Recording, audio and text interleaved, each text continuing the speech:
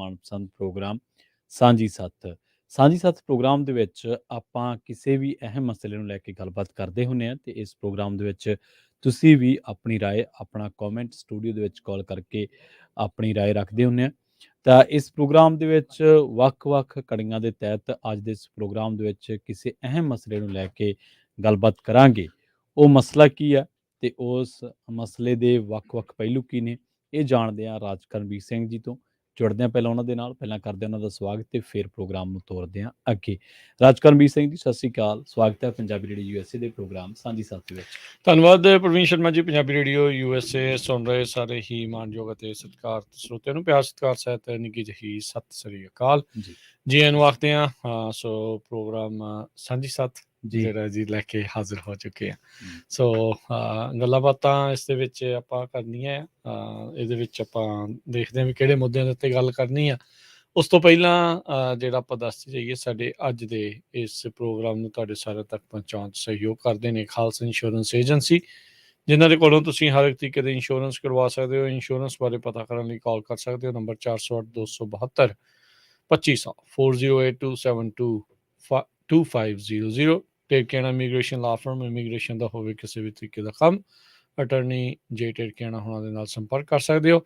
415-909-0503 ਤੇ Xander group, ਜਿੱਥੋਂ ਤੁਸੀਂ ਹੋਮ ਲੋਨਸ, ਘਰ ਖਰੀਦਣ ਅਤੇ ਘਰ ਵੇਚਣ ਦੀਆਂ ਸਰਵਿਸਿਜ਼ ਲੈ ਸਕਦੇ ਹੋ। ਕਾਲ 5599052575। ਸਾਰਿਆਂ ਦਾ ਧੰਨਵਾਦ। ਜੇਕਰ ਤੁਸੀਂ ਜਾਂ ਕੋਈ ਹੋਰ ਕਾਰੋਬਾਰ ਵੀ ਇਸ ਪ੍ਰੋਗਰਾਮ ਨੂੰ ਸਪਾਂਸਰ ਕਰਨਾ ਚਾਹੁੰਦੇ ਹੋ, ਸੰਪਰਕ ਕਰ ਸਕਦੇ ਹੋ 408-722-7698 ਦੇ ਉੱਤੇ। ਪ੍ਰਵੀਨ, ਅੱਜ ਆਪਾਂ ਗੱਲਬਾਤ ਕਰਨੀ ਆ। ਪਿਛਲੇ ਵੀਕ ਵੀ ਆਪਾਂ ਗੱਲ ਕੀਤੀ ਸੀ ਜਦ ਕੈਲੀਫੋਰਨੀਆ ਨੇ ਹਫ਼ਤਾ ਪਹਿਲਾਂ ਇੱਕ ਕਾਨੂੰਨ ਪਾਸ ਕੀਤਾ ਸੀਗਾ। ਉਸ ਤੋਂ ਪਿਛਲੇ ਵੀਰਵਾਰ ਨਹੀਂ, ਉਸ ਤੋਂ ਪਿਛਲੇ ਵੀਰਵਾਰ ਆਈ ਥਿੰਕ ਉਹਨਾਂ ਨੇ ਪਾਸ ਕੀਤਾ ਸੀਗਾ ਵੀ 2035 ਤੋਂ ਬਾਅਦ ਦੇ ਵਿੱਚ ਅਸੀਂ ਜਿਹੜੀਆਂ ਗੱਡੀਆਂ ਵੇਚਣੀਆਂ ਉਹ ਸਾਰੀਆਂ ਇਲੈਕਟ੍ਰਿਕ ਗੱਡੀਆਂ ਜਿਹੜੀਆਂ ਉਹ ਹੋਣਗੀਆਂ। ਸੋ ਵੀ ਚਾਹੁੰਦੇ ਆ ਵੀ ਇਲੈਕਟ੍ਰਿਕ ਦੇ ਨਾਲ ਜਿਹਨੂੰ ਇਕੱਲੀਆਂ ਇਲੈਕਟ੍ਰਿਕ ਨਹੀਂ, ਜ਼ੀਰੋ ਇਮਿਸ਼ਨ ਗੱਡੀਆਂ। ਤੇ ਅੱਜ ਦੇ ਜ਼ਮਾਨੇ ਦੇ ਵਿੱਚ ਟੈਕਨੋਲੋਜੀ ਦੇ ਆਧਾਰ 'ਤੇ ਦੇਖਿਆ ਜਾਵੇ ਤਾਂ ਜ਼ੀਰੋ ਇਮਿਸ਼ਨ ਵਹੀਕਲਸ ਦੇ ਵਿੱਚ ਮੋਸਟਲੀ ਜਿਹੜੀਆਂ ਇਲੈਕਟ੍ਰਿਕ ਗੱਡੀਆਂ ਹੀ ਦੇਖੀਆਂ ਜਾ ਰਹੀਆਂ। ਸੋ 2026 ਤੱਕ ਇਹਨਾਂ ਨੇ 35% ਉਸ ਦਾ ਟੀਚਾ ਸਰ ਕਰਨਾ ਹੈ। 100% ਦੇ ਵਿੱਚੋਂ ਜਿਹੜੀਆਂ 35% ਜਿਹੜੀਆਂ ਉਹ ਚਾਹੁੰਦੇ ਆ ਵੀ ਇਲੈਕਟ੍ਰਿਕ ਗੱਡੀਆਂ ਜਿਹੜੀਆਂ ਹੋਣ। ਹੁਣ ਦੇਖੋ, ਕੁਦਰਤੀ ਆਫਤਾਂ, ਮੌਸਮੀ ਜਿਹੜੀ ਵਿਭਿੰਨਤਾ ਅਤੇ ਜਿਹੜੀ ਉਸ ਦੇ ਵਿੱਚ ਤਬਦੀਲੀਆਂ ਆ, ਉਹਦੇ ਨਾਲ ਫਰਕ ਪੈਂਦਾ ਹੈ। ਹੁਣ ਆਪਾਂ ਇਸ ਟਾਈਮ ਜਦ ਤੁਹਾਡੇ ਨਾਲ ਇਸ ਸਤੰਬਰ ਦੇ ਮਹੀਨੇ 'ਚ ਗੱਲ ਕਰ ਰਹੇ ਹਾਂ ਤੇ ਉਹ ਤਾਂ ਅਮੂਮਨ ਕੈਲੀਫੋਰਨੀਆ ਦੇ ਵਿੱਚ ਥੋੜ੍ਹੇ ਠੰਡਕ ਦਾ ਅਹਿਸਾਸ ਹੋਣਾ ਸ਼ੁਰੂ ਹੋ ਜਾਂਦਾ ਆ ਵੀ ਹਾਂ ਮੌਸਮ ਬਦਲਣਾ ਸ਼ੁਰੂ ਹੋ ਜਾਂਦਾ, ਜਿਹਨੂੰ ਫਾਲ ਦਾ ਸੀਜ਼ਨ, ਜਿਹੜਾ ਪੱਤਝੜ ਦਾ ਸੀਜ਼ਨ ਕਹਿੰਦੇ ਆ, ਵੀ ਆਉਣਾ ਸ਼ੁਰੂ ਹੋ ਜਾਂਦਾ। ਵੀ ਸਰਦੀ ਦੀ ਇੱਕ ਹਿਸਾਬ ਦੇ ਨਾਲ ਉੱਧਰ ਨੂੰ ਆਪਾਂ ਵਧਣਾ ਸ਼ੁਰੂ ਹੋ ਜਾਂਦੇ ਹਾਂ, ਸਮਰ ਦੀ ਸਮਾਪਤਾ। ਪਰ ਇਸ ਵਾਰ ਗਰਮੀ ਜਿਹੜੀ ਥੋੜ੍ਹੀ ਪ੍ਰੋਲੋਂਗਡ ਹੈ, ਗਰਮੀ ਜਿਹੜੀ ਆ ਉਹ ਪੈ ਰਹੀ ਹੈ ਜ਼ਿਆਦਾ। ਉਹਦੇ ਚੱਲਦਿਆਂ ਫਲੈਕਸ ਅਲਰਟ ਜਿਹੜੇ ਉਹ ਜਾਰੀ ਹੋਏ ਨੇ। ਫਲੈਕਸ ਅਲਰਟ ਉਦੋਂ ਜਾਰੀ ਕੀਤੇ ਜਾਂਦੇ ਆ ਜਦੋਂ ਜਿਹੜੇ ਇੱਥੇ ਦੇ ਐਨਰਜੀ ਪ੍ਰੋਵਾਈਡਰ ਆ ਉਹਨਾਂ ਨੂੰ ਇਹ ਖਦਸ਼ਾ ਜਿਹੜਾ ਹੋਵੇ ਪ੍ਰਵੀਨ ਵੀ ਲੋੜ ਜਿੰਨੀ ਉਹ ਬਿਜਲੀ ਪੈਦਾ ਕਰ ਰਹੇ ਆ, ਪੈਦਾਵਾਰ ਦੇ ਨਾਲੋਂ ਜ਼ਰੂਰਤ ਜਿਹੜੀ ਜ਼ਿਆਦਾ ਹੁੰਦੀ ਹੈ। ਸੋ ਅਜੇ ਤਾਂ ਇਲੈਕਟ੍ਰਿਕ ਗੱਡੀਆਂ ਵੀ ਨਹੀਂ ਆਈਆਂ, ਇਲੈਕਟ੍ਰਿਕ ਟਰੱਕ ਵੀ ਨਹੀਂ ਆਏ, ਢਾਂਚਾ ਵੀ ਜਿਹੜਾ ਚਲੋ ਇਹ ਤਾਂ ਹੈ ਨਹੀਂ ਵੀ ਚਲੋ ਵੀਰਵਾਰ ਨੂੰ ਉਹਨਾਂ ਨੇ ਐਲਾਨ ਕੀਤਾ ਤੇ ਉਸ ਪਾਸੇ ਵੱਲ ਨੂੰ ਵੀ ਹਫ਼ਤੇ ਦੇ ਵਿੱਚ ਹੀ ਸਾਰਾ ਕੁਛ ਤਿਆਰ ਹੋ ਜਾਊਗਾ। ਉਹ ਤਾਂ ਨਹੀਂ ਹੁੰਦਾ, ਕਈ ਵਰ੍ਹੇ ਲੱਗਦੇ, ਕਈ ਵਾਰੀ ਦਹਾਕਿਆਂ ਬੱਧੀ ਸਮਾਂ ਇਸ ਦੇ ਵਿੱਚ ਲੱਗ ਜਾਂਦਾ ਆ। ਪਰ ਇਹ ਇੱਕ ਜ਼ਰੂਰ ਚਿੰਤਾ ਦਾ ਵਿਸ਼ਾ ਜਿਹੜਾ ਜ਼ਰੂਰ ਇਸ ਦੇ ਵਿੱਚ ਰਹਿਣ ਵਾਲਾ ਆ ਵੀ ਜੇ ਆਪਾਂ ਉਸ ਪਾਸੇ ਵੱਲ ਨੂੰ ਵੱਧ ਰਹੇ ਹਾਂ ਤੇ ਆਪਣਾ ਢਾਂਚਾ ਇਸ ਦੇ ਲਈ ਕਿੰਨਾ ਤਿਆਰ ਆ। ਖਾਸ ਕਰਕੇ ਕੈਲੀਫੋਰਨੀਆ ਦੀ ਜੇ ਹੁਣ ਆਪਾਂ ਗੱਲ ਕਰੀਏ, ਦੋ ਚੀਜ਼ਾਂ ਦੀ ਮੁਸ਼ਕਿਲ ਜਿਹੜੀ ਉਹ ਇਸ ਟਾਈਮ ਆਪਾਂ ਨੂੰ ਝੱਲਣੀ ਜਿਹੜੀ ਉਹ ਪੈ ਰਹੀ ਆ। ਇੱਕ ਤਾਂ ਇਹ ਹੋ ਗਿਆ ਵੀ ਸੋਕੇ ਦੀ ਮਾਰ, ਵੀ ਗਰਮੀ ਬਹੁਤ ਜ਼ਿਆਦਾ ਆ, ਪਾਣੀ ਦੀ ਘਾਟ ਆ, ਬਿਜਲੀ ਦਾ ਪੈਦਾਵਾਰ ਕਰਨ ਦੇ ਜਿਹੜੇ ਸਰੋਤ, ਰੀਨਿਊਏਬਲ ਜਿਹੜੇ ਸਰੋਤ ਨੇ ਵੀ ਜਿਹੜੇ ਆਪਣੇ ਆਪ ਨੂੰ ਮੁੜ ਜਿਹੜੇ ਕਹਿ ਲਓ ਵੀ ਦੁਬਾਰਾ ਬਣਦੇ ਰਹਿੰਦੇ ਆ, ਵੀ ਉਹਨਾਂ ਦੇ ਵਿੱਚ ਵੀ ਕਟੌਤੀ ਜਿਹੜੀ ਉਹ ਹੋ ਰਹੀ ਆ। ਹਾਈਡਰੋ ਇਲੈਕਟ੍ਰਿਸਿਟੀ ਇੱਕ ਵੱਡਾ ਪਰਸੈਂਟੇਜ ਬਿਜਲੀ ਪੈਦਾਵਾਰ ਦਾ ਕੈਲੀਫੋਰਨੀਆ ਦੇ ਲਈ ਰਿਹਾ ਆ ਤੇ ਹੁਣ ਪਾਣੀ ਜਿਹੜੇ ਉਹ ਘਟਣ ਕਰਕੇ ਉਸ ਦੇ ਪੈਦਾਵਾਰ ਦੇ ਉੱਤੇ ਫਰਕ ਪੈ ਰਿਹਾ ਵੀ ਉਹ ਵੀ ਹੌਲੀ ਹੌਲੀ ਜਿਹੜਾ ਉਹ ਘਟ ਰਿਹਾ, ਕਿਉਂਕਿ ਜਿੰਨੇ ਵੀ ਰੈਜ਼ਰਵਾਇਰਸ ਆ, ਲੇਕਸ ਆ, ਉਹਨਾਂ ਵਿੱਚ ਪਾਣੀ ਜਿਹੜਾ ਬਹੁਤ ਜ਼ਿਆਦਾ ਘਟ ਕੇ ਰਹਿ ਗਿਆ ਆ। ਦੂਜੇ ਜਿਹੜੇ ਆ ਉਹ ਪੱਖ ਤੋਂ ਦੇਖਿਆ ਜਾਵੇ ਨਾਲ ਹੀ, ਤਾਂ ਜਿਹੜੇ ਨਿਊਕਲੀਅਰ ਪਲਾਂਟ ਦੇਖੇ ਜਾਂਦੇ ਉਸ ਨੂੰ ਵੀ ਗ੍ਰੀਨ ਐਨਰਜੀ ਦੇ ਵਿੱਚ ਜਿਹੜਾ ਉਹ ਉਸ ਦਾ ਮੁਲਾਂਕਣ ਕਰ ਲੈਂਦੇ ਆ ਵੀ ਹਾਂ ਵੀ ਇਸ ਨੂੰ ਗ੍ਰੀਨ ਆ, ਕਿਉਂਕਿ ਕਾਰਬਨ ਡਾਈਆਕਸਾਈਡ ਵਗੈਰਾ ਇਦਾਂ ਦੀ ਚੀਜ਼ ਜਿਹੜੀ ਉਹ ਨਹੀਂ ਛੱਡਦੀ। ਜਿਹੜਾ ਇਹ ਫਿਜਨ ਹੋ ਰਿਹਾ ਆ, ਨਿਊਕਲੀਅਰ ਫਿਜਨ ਜਿਹੜਾ ਹੋ ਰਿਹਾ ਆ, ਜਿਉਂ-ਜਿਉਂ ਯੂਰੇਨੀਅਮ ਟੁੱਟ ਰਿਹਾ ਤੇ ਉਹ ਐਨਰਜੀ ਛੱਡਦਾ ਤੇ ਉਸ ਤੋਂ ਤੁਸੀਂ ਚੀਜ਼ਾਂ ਗਰਮ ਕਰਕੇ ਤੇ ਬਿਜਲੀ ਦੀ ਪੈਦਾਵਾਰ ਜਿਹੜੀ ਉਹ ਕਰ ਰਹੇ ਆ। ਤੇ ਉਹ ਇੱਕ ਹੀ ਰਹਿ ਗਿਆ ਸੀਗਾ ਕੈਲੀਫੋਰਨੀਆ ਦਾ ਪਲਾਂਟ, ਤੇ ਉਹ ਵੀ ਬੰਦ ਹੋਣ ਦੀ ਕਗਾਰ ਤੇ ਸੀਗਾ। ਇਹ ਉਸ ਦੇ ਲਈ ਕਹਿ ਸਕਦੇ ਵੀ ਉਸ ਇਨੀਸ਼ੀਏਟਿਵ 'ਚ ਇੱਕ ਪੋਜ਼ੀਟਿਵ ਚੀਜ਼ ਇਹ ਆ ਵੀ ਕੱਲ ਕੈਲੀਫੋਰਨੀਆ ਦੀ ਅਸੈਂਬਲੀ ਆ, ਇੱਥੋਂ ਦੇ ਵਿਧਾਨ ਸਭਾ ਕਹਿ ਲਓ, ਵੀ ਉਹਨਾਂ ਨੇ ਮਤਾ ਜਿਹੜਾ ਉਹ ਲੈਣ ਦਾ ਵੀ ਹਾਂ ਇਸ ਨੂੰ ਅਸੀਂ ਚਾਲੂ ਰੱਖਣਾ, ਉਹਨੂੰ ਪਾਸ ਜਿਹੜਾ ਉਹ ਕਰ ਦਿੱਤਾ ਆ। ਪਰ ਉਹ ਪੈਦਾਵਾਰ ਦੇ ਵਿੱਚ ਕਿੰਨਾ ਕੁ ਜਨਰੇਸ਼ਨ ਜਿਹੜੀ ਉਹ ਹੋਊਗੀ, ਕਿੰਨਾ ਕੁ ਉਸਦਾ ਫਰਕ ਪਊਗਾ, ਇਹ ਇੱਕ ਵੱਡਾ ਆ। ਔਕੜਾਂ ਬਹੁਤ ਨੇ ਇਸ ਟਾਈਮ, ਚੁਣੌਤੀਆਂ ਔਕੜਾਂ ਜਿਹੜੀਆਂ ਆ ਉਹ ਕੈਲੀਫੋਰਨੀਆ ਦੇ ਲਈ ਬਹੁਤ ਵੱਡੀ ਆ, ਕਿਉਂਕਿ ਇਲੈਕਟ੍ਰਿਕ ਫਿਊਚਰ ਵੱਲ ਨੂੰ ਕੈਲੀਫੋਰਨੀਆ ਵੱਧ ਰਿਹਾ ਆ। ਦੇਸ਼ ਦਾ ਇੱਕੋ ਇੱਕ ਸੂਬਾ ਜਿਹੜਾ ਉਹ ਇਸ ਟਾਈਮ ਬਣਿਆ ਆ ਜਿਹੜਾ ਕੀ ਕਹਿੰਦਾ ਆ ਵੀ ਅਸੀਂ ਇਸ ਪਾਸੇ ਵੱਲ ਨੂੰ ਜਾਣਾ ਆ, ਵੀ ਅਸੀਂ ਜੀ 2035 ਦੇ ਵਿੱਚ ਸਾਰੀਆਂ ਗੱਡੀਆਂ ਇਲੈਕਟ੍ਰਿਕ ਕਰ ਦੇਣੀਆਂ ਆ। ਪਰ ਹਾਲ ਦੀ ਘੜੀ ਆਪਣੇ ਉਹੀ ਇਲੈਕਟ੍ਰਿਕ ਗੱਡੀਆਂ ਦੇ ਮਾਲਕਾਂ ਨੂੰ, ਚਾਲਕਾਂ ਨੂੰ ਇਹ ਕਹਿ ਰਿਹਾ ਵੀ ਇੰਨੇ ਤੋਂ ਇੰਨੇ ਵਜੇ ਦੇ ਵਿੱਚ ਗੱਡੀਆਂ ਜਿਹੜੀਆਂ ਜੇ ਚਾਰਜ ਨਾ ਕਰਿਓ, ਗ੍ਰਿਡ ਦੇ ਉੱਤੇ ਭਾਰ ਪੈਣਾ ਆ। ਹਾਂਜੀ, ਬਿਲਕੁਲ। ਜਦੋਂ ਸੋਰਸ ਕਿਸੇ ਵੀ એનર્ਜੀ ਦਾ ਸੋਰਸ ਬਦਲਣਾ ਹੈ ਤਾਂ ਉਹਦੇ ਚੈਲੰਜ ਤਾਂ ਤੁਹਾਨੂੰ ਆਉਣਗੇ। ਆਪਾਂ ਉਸ ਦਿਨ ਵੀ ਗੱਲਬਾਤ ਕੀਤੀ ਸੀ ਰਾਜਕਰਮਵੀਰ ਸਿੰਘ ਜੀ ਕਿ ਜਦੋਂ ਤੁਸੀਂ ਇਹਨਾਂ ਗੱਡੀਆਂ ਤੋਂ ਦੂਜੀਆਂ ਇਲੈਕਟ੍ਰੀਕਲ ਗੱਡੀਆਂ ਦੇ ਵੱਲ ਜਾਓਗੇ ਤਾਂ ਉਹਦੇ ਲਈ ਤੁਹਾਨੂੰ ਬਹੁਤ ਜ਼ਿਆਦਾ ਇਹ ਊਰਜਾ ਜਿਹੜੀ ਆ ਉਹ ਜਨਰੇਟ ਕਰਨੀ ਪੈਣੀ, ਉਤਪਾਦ ਕਰਨਾ ਪੈਣਾ ਹੈ ਕਿ ਤੁਸੀਂ ਉਹਦੇ ਲਈ ਰੈਡੀ ਹੋ, ਕਿ ਤੁਸੀਂ ਉਹ ਢਾਂਚਾ ਮੁਹੱਈਆ ਕਰਵਾਉਣ ਦੇ ਲਈ ਰੈਡੀ ਹੋ। ਇਹ ਗੱਲਾਂ ਤੇ ਬਹੁਤ ਉਸ ਗੱਲ ਦੀ ਜਿਹੜੀ ਆ ਸਫਲਤਾ ਮੁਨੱਸਰ ਕਰਦੀ ਹੈ। ਔਰ ਇਹਦੇ ਵਿੱਚ ਕੋਈ ਦੁਰਾਏ ਨਹੀਂ ਗਾ ਕਿ ਜਦੋਂ ਤੁਸੀਂ ਇਸ ਪ੍ਰੋਸੈਸ ਵੱਲ ਵਧੋਗੇ, ਜਦੋਂ ਤੁਸੀਂ ਵਾਤਾਵਰਨ ਦੀ ਚਿੰਤਾ ਕਰੋਗੇ ਨਾ, ਫਿਰ ਇਸ ਚਿੰਤਾ ਦੇ ਵੀ ਕਈ ਪਹਿਲੂ ਨੇ ਕਿ ਤੁਹਾਡਾ ਕੁਦਰਤੀ ਸਰਕਲ, ਮੀਂਹਾਂ ਨਾਲ ਬਿਜਲੀ ਜਨਰੇਟ ਹੋਊਗੀ। ਸੋਲਰ ਇੱਕ ਬਹੁਤ ਵੱਡਾ ਮੇਰੇ ਹਿਸਾਬ ਨਾਲ ਜਿਹੜਾ ਉਹ ਬਦਲ ਤਾਂ ਹੈ, ਪਰ ਹਲੇ ਉਸ ਲੈਵਲ ਤੇ ਉਹਨੂੰ ਇੰਪਲੀਮੈਂਟ ਕਹਿ ਲਓ ਜਾਂ ਉਹਦੇ ਵਿੱਚ ਕਈ ਦਿੱਕਤਾਂ ਜਿਹੜੀਆਂ ਨੇ ਉਹ ਹੋਣਗੀਆਂ। ਪਰ ਜੇ ਇਹ ਟੀਚਾ ਹੀ ਹੈ 2035 ਤੱਕ ਦਾ, ਤਾਂ ਫਿਰ ਉਸ ਤੋਂ ਪਹਿਲਾਂ ਪਾਵਰ ਦੇ ਸ਼ਾਇਦ 3 ਤਰੀਕਿਆਂ ਨਾਲ ਪਾਵਰ ਜਨਰੇਟ ਹੁੰਦੀ ਹੈ, ਸੋਲਰ, ਹਾਈਡ੍ਰੋਲਿਕ ਤੇ ਥਰਡ ਵਨ ਤੁਸੀਂ ਕਿਹਾ ਸੀਗਾ ਨਿਊਕਲੀਅਰ। ਤਾਂ ਉਸ ਤੋਂ ਜਿਹੜੀ ਗ੍ਰੀਨ ਐਨਰਜੀ ਉਦਾਂ ਤਾਂ ਕੋਲੇ ਤੋਂ, ਥਰਮਲ ਤੋਂ, ਉਹ ਸਾਰੀਆਂ ਚੀਜ਼ਾਂ ਉੱਤੇ ਚੱਲਦੀਆਂ ਹੀ ਇਕੋ ਫ੍ਰੈਂਡਲੀ ਕਹਿ ਸਕਦੇ। ਹਾਂਜੀ, ਜ਼ੀਰੋ ਐਮਿਸ਼ਨ ਵਾਲੀਆਂ ਜਿੱਦਾਂ ਕਹਿ ਲਓ ਵੀ ਹੈ, ਕੁਛ ਨਾ ਕੁਛ ਚਲੋ ਉਹਨਾਂ ਦੀ ਓਵਰਹੈਡ ਹੋਊਗਾ, ਪਰ ਮੋਸਟਲੀ ਜਿਹੜਾ ਇਸ ਨੂੰ ਇਕੋ ਫ੍ਰੈਂਡਲੀ ਜਿੱਦਾਂ ਤੁਸੀਂ ਕਿਹਾ ਵੀ ਉਹ ਸ਼ਬਦ ਵਰਤ ਸਕਦੇ ਆ। ਤਾਂ ਇਹਦੇ 2035 ਵਾਲੀ ਗੱਲ ਤਾਂ ਸਾਨੂੰ ਜ਼ਿਹਨ ਦੇ ਵਿੱਚ ਰੱਖਣੀ ਪੈਣੀ, ਪਰ ਇਹਦੇ ਲਈ ਇਹ ਜਿਹੜੇ 3 ਰਿਸੋਰਸਿਸ ਨੇ ਮੇਨ, 3 ਜਿਹੜੇ ਧੁਰੇ ਨੇ ਜਾਂ 3 ਜਿੱਥੋਂ ਇਹ ਪੈਦਾ ਹੋ ਸਕਦੀ ਹੈ, ਪਹਿਲਾਂ ਸਾਨੂੰ ਉਹਨਾਂ ਦੀ ਮਜ਼ਬੂਤੀ ਵੱਲ ਜਾਂ ਉੱਥੋਂ ਕਿੰਨੀ ਲੈ ਸਕਦੇ ਆ, ਇਹ ਕੈਲਕੂਲੇਸ਼ਨ ਜ਼ਰੂਰ ਕਰਕੇ ਚੱਲਣਾ ਪਊਗਾ। ਕਿਉਂਕਿ ਜੇ ਤੁਸੀਂ ਕਹਿ ਦਿਓ ਕਿ 2035 ਆ ਗਿਆ, ਤੁਸੀਂ ਕਹਿਤਾ ਬਈ ਸ਼ਾਮੀ ਐਂ ਕਰੋ 4 ਵਜੇ ਤੁਸੀਂ ਆਪਦੀਆਂ ਸਵਿੱਚਾਂ ਬੰਦ ਰੱਖਿਓ, ਗੱਡੀਆਂ ਚਾਰਜ ਨਾ ਕਰਿਓ, ਤੇ ਉਹ ਕੋਈ ਹੋ ਸਕਦਾ ਮਾਤਰ ਸਾਡੇ ਵਰਗੇ ਬਥੇਰੇ ਹੋਣਗੇ ਜਿਹੜੇ ਆਫਿਸ ਦੇ ਵਿੱਚ ਬੈਠੇ ਹੋਣਗੇ ਜਾਂ ਕਿਤੇ ਹੋਰ ਬੈਠੇ ਹੋਣਗੇ, ਪਲਾਨ ਕਰ ਰਹੇ ਹੋਣਗੇ। ਸੋ ਜੇ ਤੁਸੀਂ ਇਹ એનર્ਜੀ ਦਾ ਸੋਰਸ ਚੇਂਜ ਕਰਕੇ ਤੇ ਲੋਕਾਂ ਦੀ ਜਿਹੜੀ ਦਿਨਚਰਿਆ ਜਾਂ ਮਤਲਬ ਰੋਜ਼ ਦਾ ਉਹਨਾਂ ਦੀ ਕੰਮਕਾਰ ਦਾ ਤਰੀਕਾ ਦਾ ਰੋਜ਼ਮਰਾ ਦੀ ਜ਼ਿੰਦਗੀ ਹੈ, ਜੇ ਤੁਸੀਂ ਉਹਨੂੰ ਹੀ ਪ੍ਰਭਾਵਿਤ ਕਰਨਾ, ਉਹਦਾ ਟਾਈਮ ਟੇਬਲ ਹੀ ਤੁਹਾਨੂੰ ਦੇਣਾ ਪੈ ਗਿਆ ਜਾਂ ਕ੍ਰਾਈਸਿਸ ਹੀ ਫੇਸ ਕਰਨਾ ਪੈ ਗਿਆ, ਫਿਰ ਤੁਹਾਡੀ ਤਿਆਰੀ ਜਿਹੜੀ ਆ ਉਹ ਤੇ ਕਿੰਤੂ ਤਾਂ ਹੋਣਗੇ। ਹਾਂਜੀ, ਚਲੋ ਸਮਾਂ ਦੇਣਾ ਪੈਣਾ ਆ। ਇਹ ਨਹੀਂ ਅਸੀਂ ਕਹਿੰਦੇ ਵੀ ਚਲੋ ਵੀ ਵੀਰਵਾਰ ਤੁਸੀਂ ਐਲਾਨ ਕੀਤਾ ਤੇ ਸ਼ਨੀਚਰਵਾਰ ਨੂੰ ਇਹ ਤਾਂ ਹੈ, ਪਰ ਇਹ ਵੀ ਇਹ ਇੱਕ ਰਿਐਲਿਟੀ ਹੈ, ਸ਼ੀਸ਼ਾ ਦਿਖਾਉਣ ਵਾਲੀ ਆ ਵੀ ਆਪਾਂ ਉਸ ਪਾਸੇ ਵੱਲ ਨੂੰ ਵੱਧ ਰਹੇ ਹਾਂ। ਤੇ ਜੇ ਆਪਣਾ ਇਨਫਰਾਸਟ੍ਰਕਚਰ ਢਾਂਚਾ ਉਸ ਤਰੀਕੇ ਦਾ ਨਾ ਤਿਆਰ ਹੋਇਆ, ਕੈਲੀਫੋਰਨੀਆ ਜਿਹੜੀ ਕਿ ਵਿਸ਼ਵ ਦੀ ਬਾਕੀ ਮੁਲਕਾਂ ਦੇ ਮੁਕਾਬਲੇ ਵੀ 6ਵੇਂ-7ਵੇਂ ਨੰਬਰ ਦੀ ਇਕੋਨਮੀ ਮੰਨੀ ਜਾਂਦੀ ਆ। ਇਕੱਲੇ ਕੈਲੀਫੋਰਨੀਆ ਦੀ ਇਕੋਨਮੀ ਦੇਖੀਏ ਤੇ ਹੋਰ ਸੂਬਿਆਂ ਦੀ ਤੇ ਬਾਕੀ ਦੁਨੀਆ ਦੀ ਕੰਟਰੀਜ਼ ਦੀ ਇਕੋਨਮੀ ਜਿਹੜੀ ਉਹ ਦੇਖੀ ਜਾਵੇ, ਭਾਈ ਜੇ ਉਹ ਚੀਜ਼ਾਂ ਇੱਥੇ ਨਾ ਚੱਲਣਗੀਆਂ, ਨਾ ਇੱਥੇ ਤੁਹਾਡੀ ਇੰਡਸਟਰੀ ਰਹੂ, ਨਾ ਇੱਥੇ ਕੰਮ ਕਰਨ ਵਾਲੇ ਲੋਕ ਰਹਿਣਗੇ, ਲੋਕਾਂ ਨੇ ਕਹਿਣਾ ਵੀ ਭਾਈ ਸਾਨੂੰ ਇੱਥੇ ਕੀ ਜਿਹੜਾ ਉਹ ਫਾਇਦਾ। ਆਲਰੇਡੀ ਬਹੁਤ ਜ਼ਿਆਦਾ ਪਲਾਇਨ ਹੋਇਆ ਇੱਥੇ, ਲੱਖਾਂ ਦੀ ਤਾਦਾਦ ਦੇ ਵਿੱਚ ਲੋਕ ਕੈਲੀਫੋਰਨੀਆ ਨੂੰ ਛੱਡ ਕੇ ਗਏ ਨੇ, ਜਿਹੜਾ ਕਿ ਮੋਸਟਲੀ ਇੱਥੇ ਦੀ ਮਹਿੰਗਾਈ, ਇੱਥੇ ਦੇ ਜਿਹੜੀਆਂ ਪਾਲਿਸੀਜ਼ ਆ ਉਸ ਦਾ ਜਿਹੜਾ ਉਹ ਹਵਾਲਾ ਦੇ ਕੇ ਲੋਕ ਆ ਉਹ ਛੱਡ ਕੇ ਜਾ ਰਹੇ ਆ, ਨਿਕਲਦੇ ਜਿਹੜੇ ਉਹ ਜਾ ਰਹੇ ਆ। ਇਹ ਚੀਜ਼ ਇਹ ਨਹੀਂ ਆ ਵੀ ਕੱਲੇ ਕੈਲੀਫੋਰਨੀਆ ਨੂੰ ਹੀ ਨਾਲ ਦੇ ਨਾਲ ਫੇਸ ਕਰਨੀ ਪਈ ਆ। ਜੁਲਾਈ ਮਹੀਨੇ ਦੇ ਵਿੱਚ ਟੈਕਸਸ ਦੇ ਵਿੱਚ ਵੀ ਅੱਤ ਦੀ ਗਰਮੀ ਪਈ। ਜੀ ਉਦੋਂ ਉੱਥੇ ਵੀ ਉਹਨਾਂ ਨੇ ਕਿਹਾ ਸੀਗਾ ਵੀ ਭਾਈ ਸਾਡੀ ਜਿਹੜੇ ਆ ਹੱਥ ਖੜੇ ਹੱਥ ਖੜੇ ਆ। ਆਲਦੋ ਉਹਨਾਂ ਨੇ ਇਹ ਨਹੀਂ ਕਿਹਾ ਵੀ ਅਸੀਂ 100% ਦੀ ਜਿਹੜੀਆਂ ਇਲੈਕਟ੍ਰਿਕ ਗੱਡੀਆਂ ਉੱਥੇ ਕਰ ਦੇਣੀਆਂ ਆ। ਉੱਥੇ ਤਾਂ ਕਾਫੀ ਵੱਡਾ ਜਿਹੜਾ ਇੱਕ ਲੋਕਾਂ ਦੇ ਲਈ ਇਨਕਮ ਦਾ ਤੇ ਇੰਪਲੋਇਮੈਂਟ ਦਾ ਜਿਹੜਾ ਸੋਰਸ ਆ ਉਹ ਤੇਲ ਦੇ ਨਾਲ ਤੇ ਕੋਲ ਦੇ ਨਾਲ ਇਦਾਂ ਦੀਆਂ ਚੱਲਦਾ। ਚੀਜ਼ਾਂ ਦੇ ਨਾਲ ਜਿਹੜਾ ਉਹ ਜੁੜਿਆ ਹੈਗਾ ਉਹਨਾਂ ਦੀ ਇਕਨੋਮੀ 'ਚ ਇਹਦਾ ਰੋਲ ਹੁੰਦਾ। ਹਾਂਜੀ ਵੱਡਾ ਰੋਲ ਜਿਹੜਾ ਉਸ ਦੇ ਵਿੱਚ ਹੈਗਾ। ਉਦੋਂ ਵੀ ਉਹਨਾਂ ਨੇ ਕਿਹਾ ਸੀਗਾ ਵੀ ਪੀਕ ਟਾਈਮਸ ਦੇ ਉੱਤੇ ਚਾਰਜਿੰਗ ਜਿਹੜੀ ਉਹ ਨਾ ਕਰੋ। ਸੋ ਤੁਸੀਂ ਵੀ ਸਰੋਤਿਓ ਆਪਣੇ ਵਿਚਾਰ ਜਿਹੜੇ ਉਹ ਸਾਂਝੇ ਕਰ ਸਕਦੇ ਆ ਵੀ ਇਸ ਸਥਿਤੀ ਨੂੰ ਲੈ ਕੇ ਤੁਸੀਂ ਕਿੱਦਾਂ ਦੇਖਦੇ ਆ ਵੀ ਕੀ ਕੈਲੀਫੋਰਨੀਆ ਤੁਹਾਨੂੰ ਲੱਗਦਾ ਆ ਵੀ ਇਸ ਪਾਸੇ ਵੱਲ ਨੂੰ ਵੱਧ ਸਕਦਾ ਜਿਹੜਾ ਇਲੈਕਟ੍ਰਿਕ ਫਿਊਚਰ ਦੀ ਆਪਾਂ ਨੂੰ ਦਿਖਾ ਰਹੇ ਨੇ ਵੀ ਉਸ ਪਾਸੇ ਵੱਲ ਨੂੰ ਹੌਲੀ ਹੌਲੀ ਆਪਾਂ ਜਿਹੜਾ ਉਹ ਵੱਧ ਰਹੇ ਆ। ਕੀ ਆਪਾਂ ਲੱਗਦਾ ਵੀ ਵਾਕਿਆ 2035 ਤੱਕ ਉਸ ਨੂੰ ਸਰ ਕਰ ਸਕਾਂਗੇ?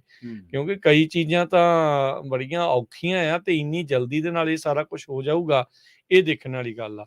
ਹੁਣ ਇਸ ਦਾ ਇੱਕ ਹੋਰ ਪਹਿਲੂ ਜਿਹੜਾ ਮੈਂ ਤੁਹਾਨੂੰ ਉਹ ਵੀ ਦੱਸਦਾ ਆ ਪ੍ਰਵੀਨ ਜੀ। ਇਲੈਕਟ੍ਰਿਕ ਗੱਡੀਆਂ ਦੀ ਡਿਮਾਂਡ ਆਬਵੀਅਸਲੀ ਹੁਣ ਵਧਣੀ ਆ। ਇਲੈਕਟ੍ਰਿਕ ਗੱਡੀਆਂ ਹਵਾ ਤੇ ਨਹੀਂ ਚੱਲਦੀਆਂ, ਜਿੱਦਾਂ ਦੂਜੀਆਂ ਗੱਡੀਆਂ ਵੀ ਹਵਾ ਤੇ ਨਹੀਂ ਚੱਲਦੀਆਂ। ਉਹਨਾਂ 'ਚ ਤੇਲ ਪੈਂਦਾ, ਇਹਨਾਂ 'ਚ ਪੈਣੀ ਬੈਟਰੀ। ਜੀ ਠੀਕ ਆ। ਸੋ ਇਹਨਾਂ 'ਚ ਜਿਹੜੀ ਹੁਣ ਬੈਟਰੀ ਪੈਣੀ ਆ, ਬੈਟਰੀ ਦਾ ਉਤਪਾਦਨ ਜਿਹੜਾ ਆ ਉਹਦੀ ਪ੍ਰੋਡਕਸ਼ਨ ਆ ਉਹ ਲਿਮਿਟਿਡ ਆ। ਇੰਨੀ ਜ਼ਿਆਦਾ ਪ੍ਰੋਡਕਸ਼ਨ ਉਹਦੀ ਹੈ ਨਹੀਂ। ਤੇ ਉੱਤੋਂ ਪ੍ਰੋਬਲਮ ਕੀ ਆ ਵੀ ਇਹ ਜਿਹੜੀਆਂ ਬੈਟਰੀਜ਼ ਦੇ ਵਿੱਚ ਚਾਈਨਾ ਦਾ ਬੜਾ ਵੱਡਾ ਇਸ ਦੇ ਵਿੱਚ ਰੋਲ ਜਿਹੜਾ ਹੈਗਾ। ਆਲਦੋ ਅਮਰੀਕਾ ਦੇ ਵਿੱਚ ਹੁਣ ਬੈਟਰੀ ਪ੍ਰੋਡਕਸ਼ਨ ਦੇ ਲਈ ਪਲਾਂਟ ਲੱਗਣ ਨੂੰ ਜਿਹੜੇ ਫੰਡਿੰਗ ਆ, ਇਨਵੈਸਟਮੈਂਟ ਆ ਉਹ ਹੋ ਰਹੀ ਆ।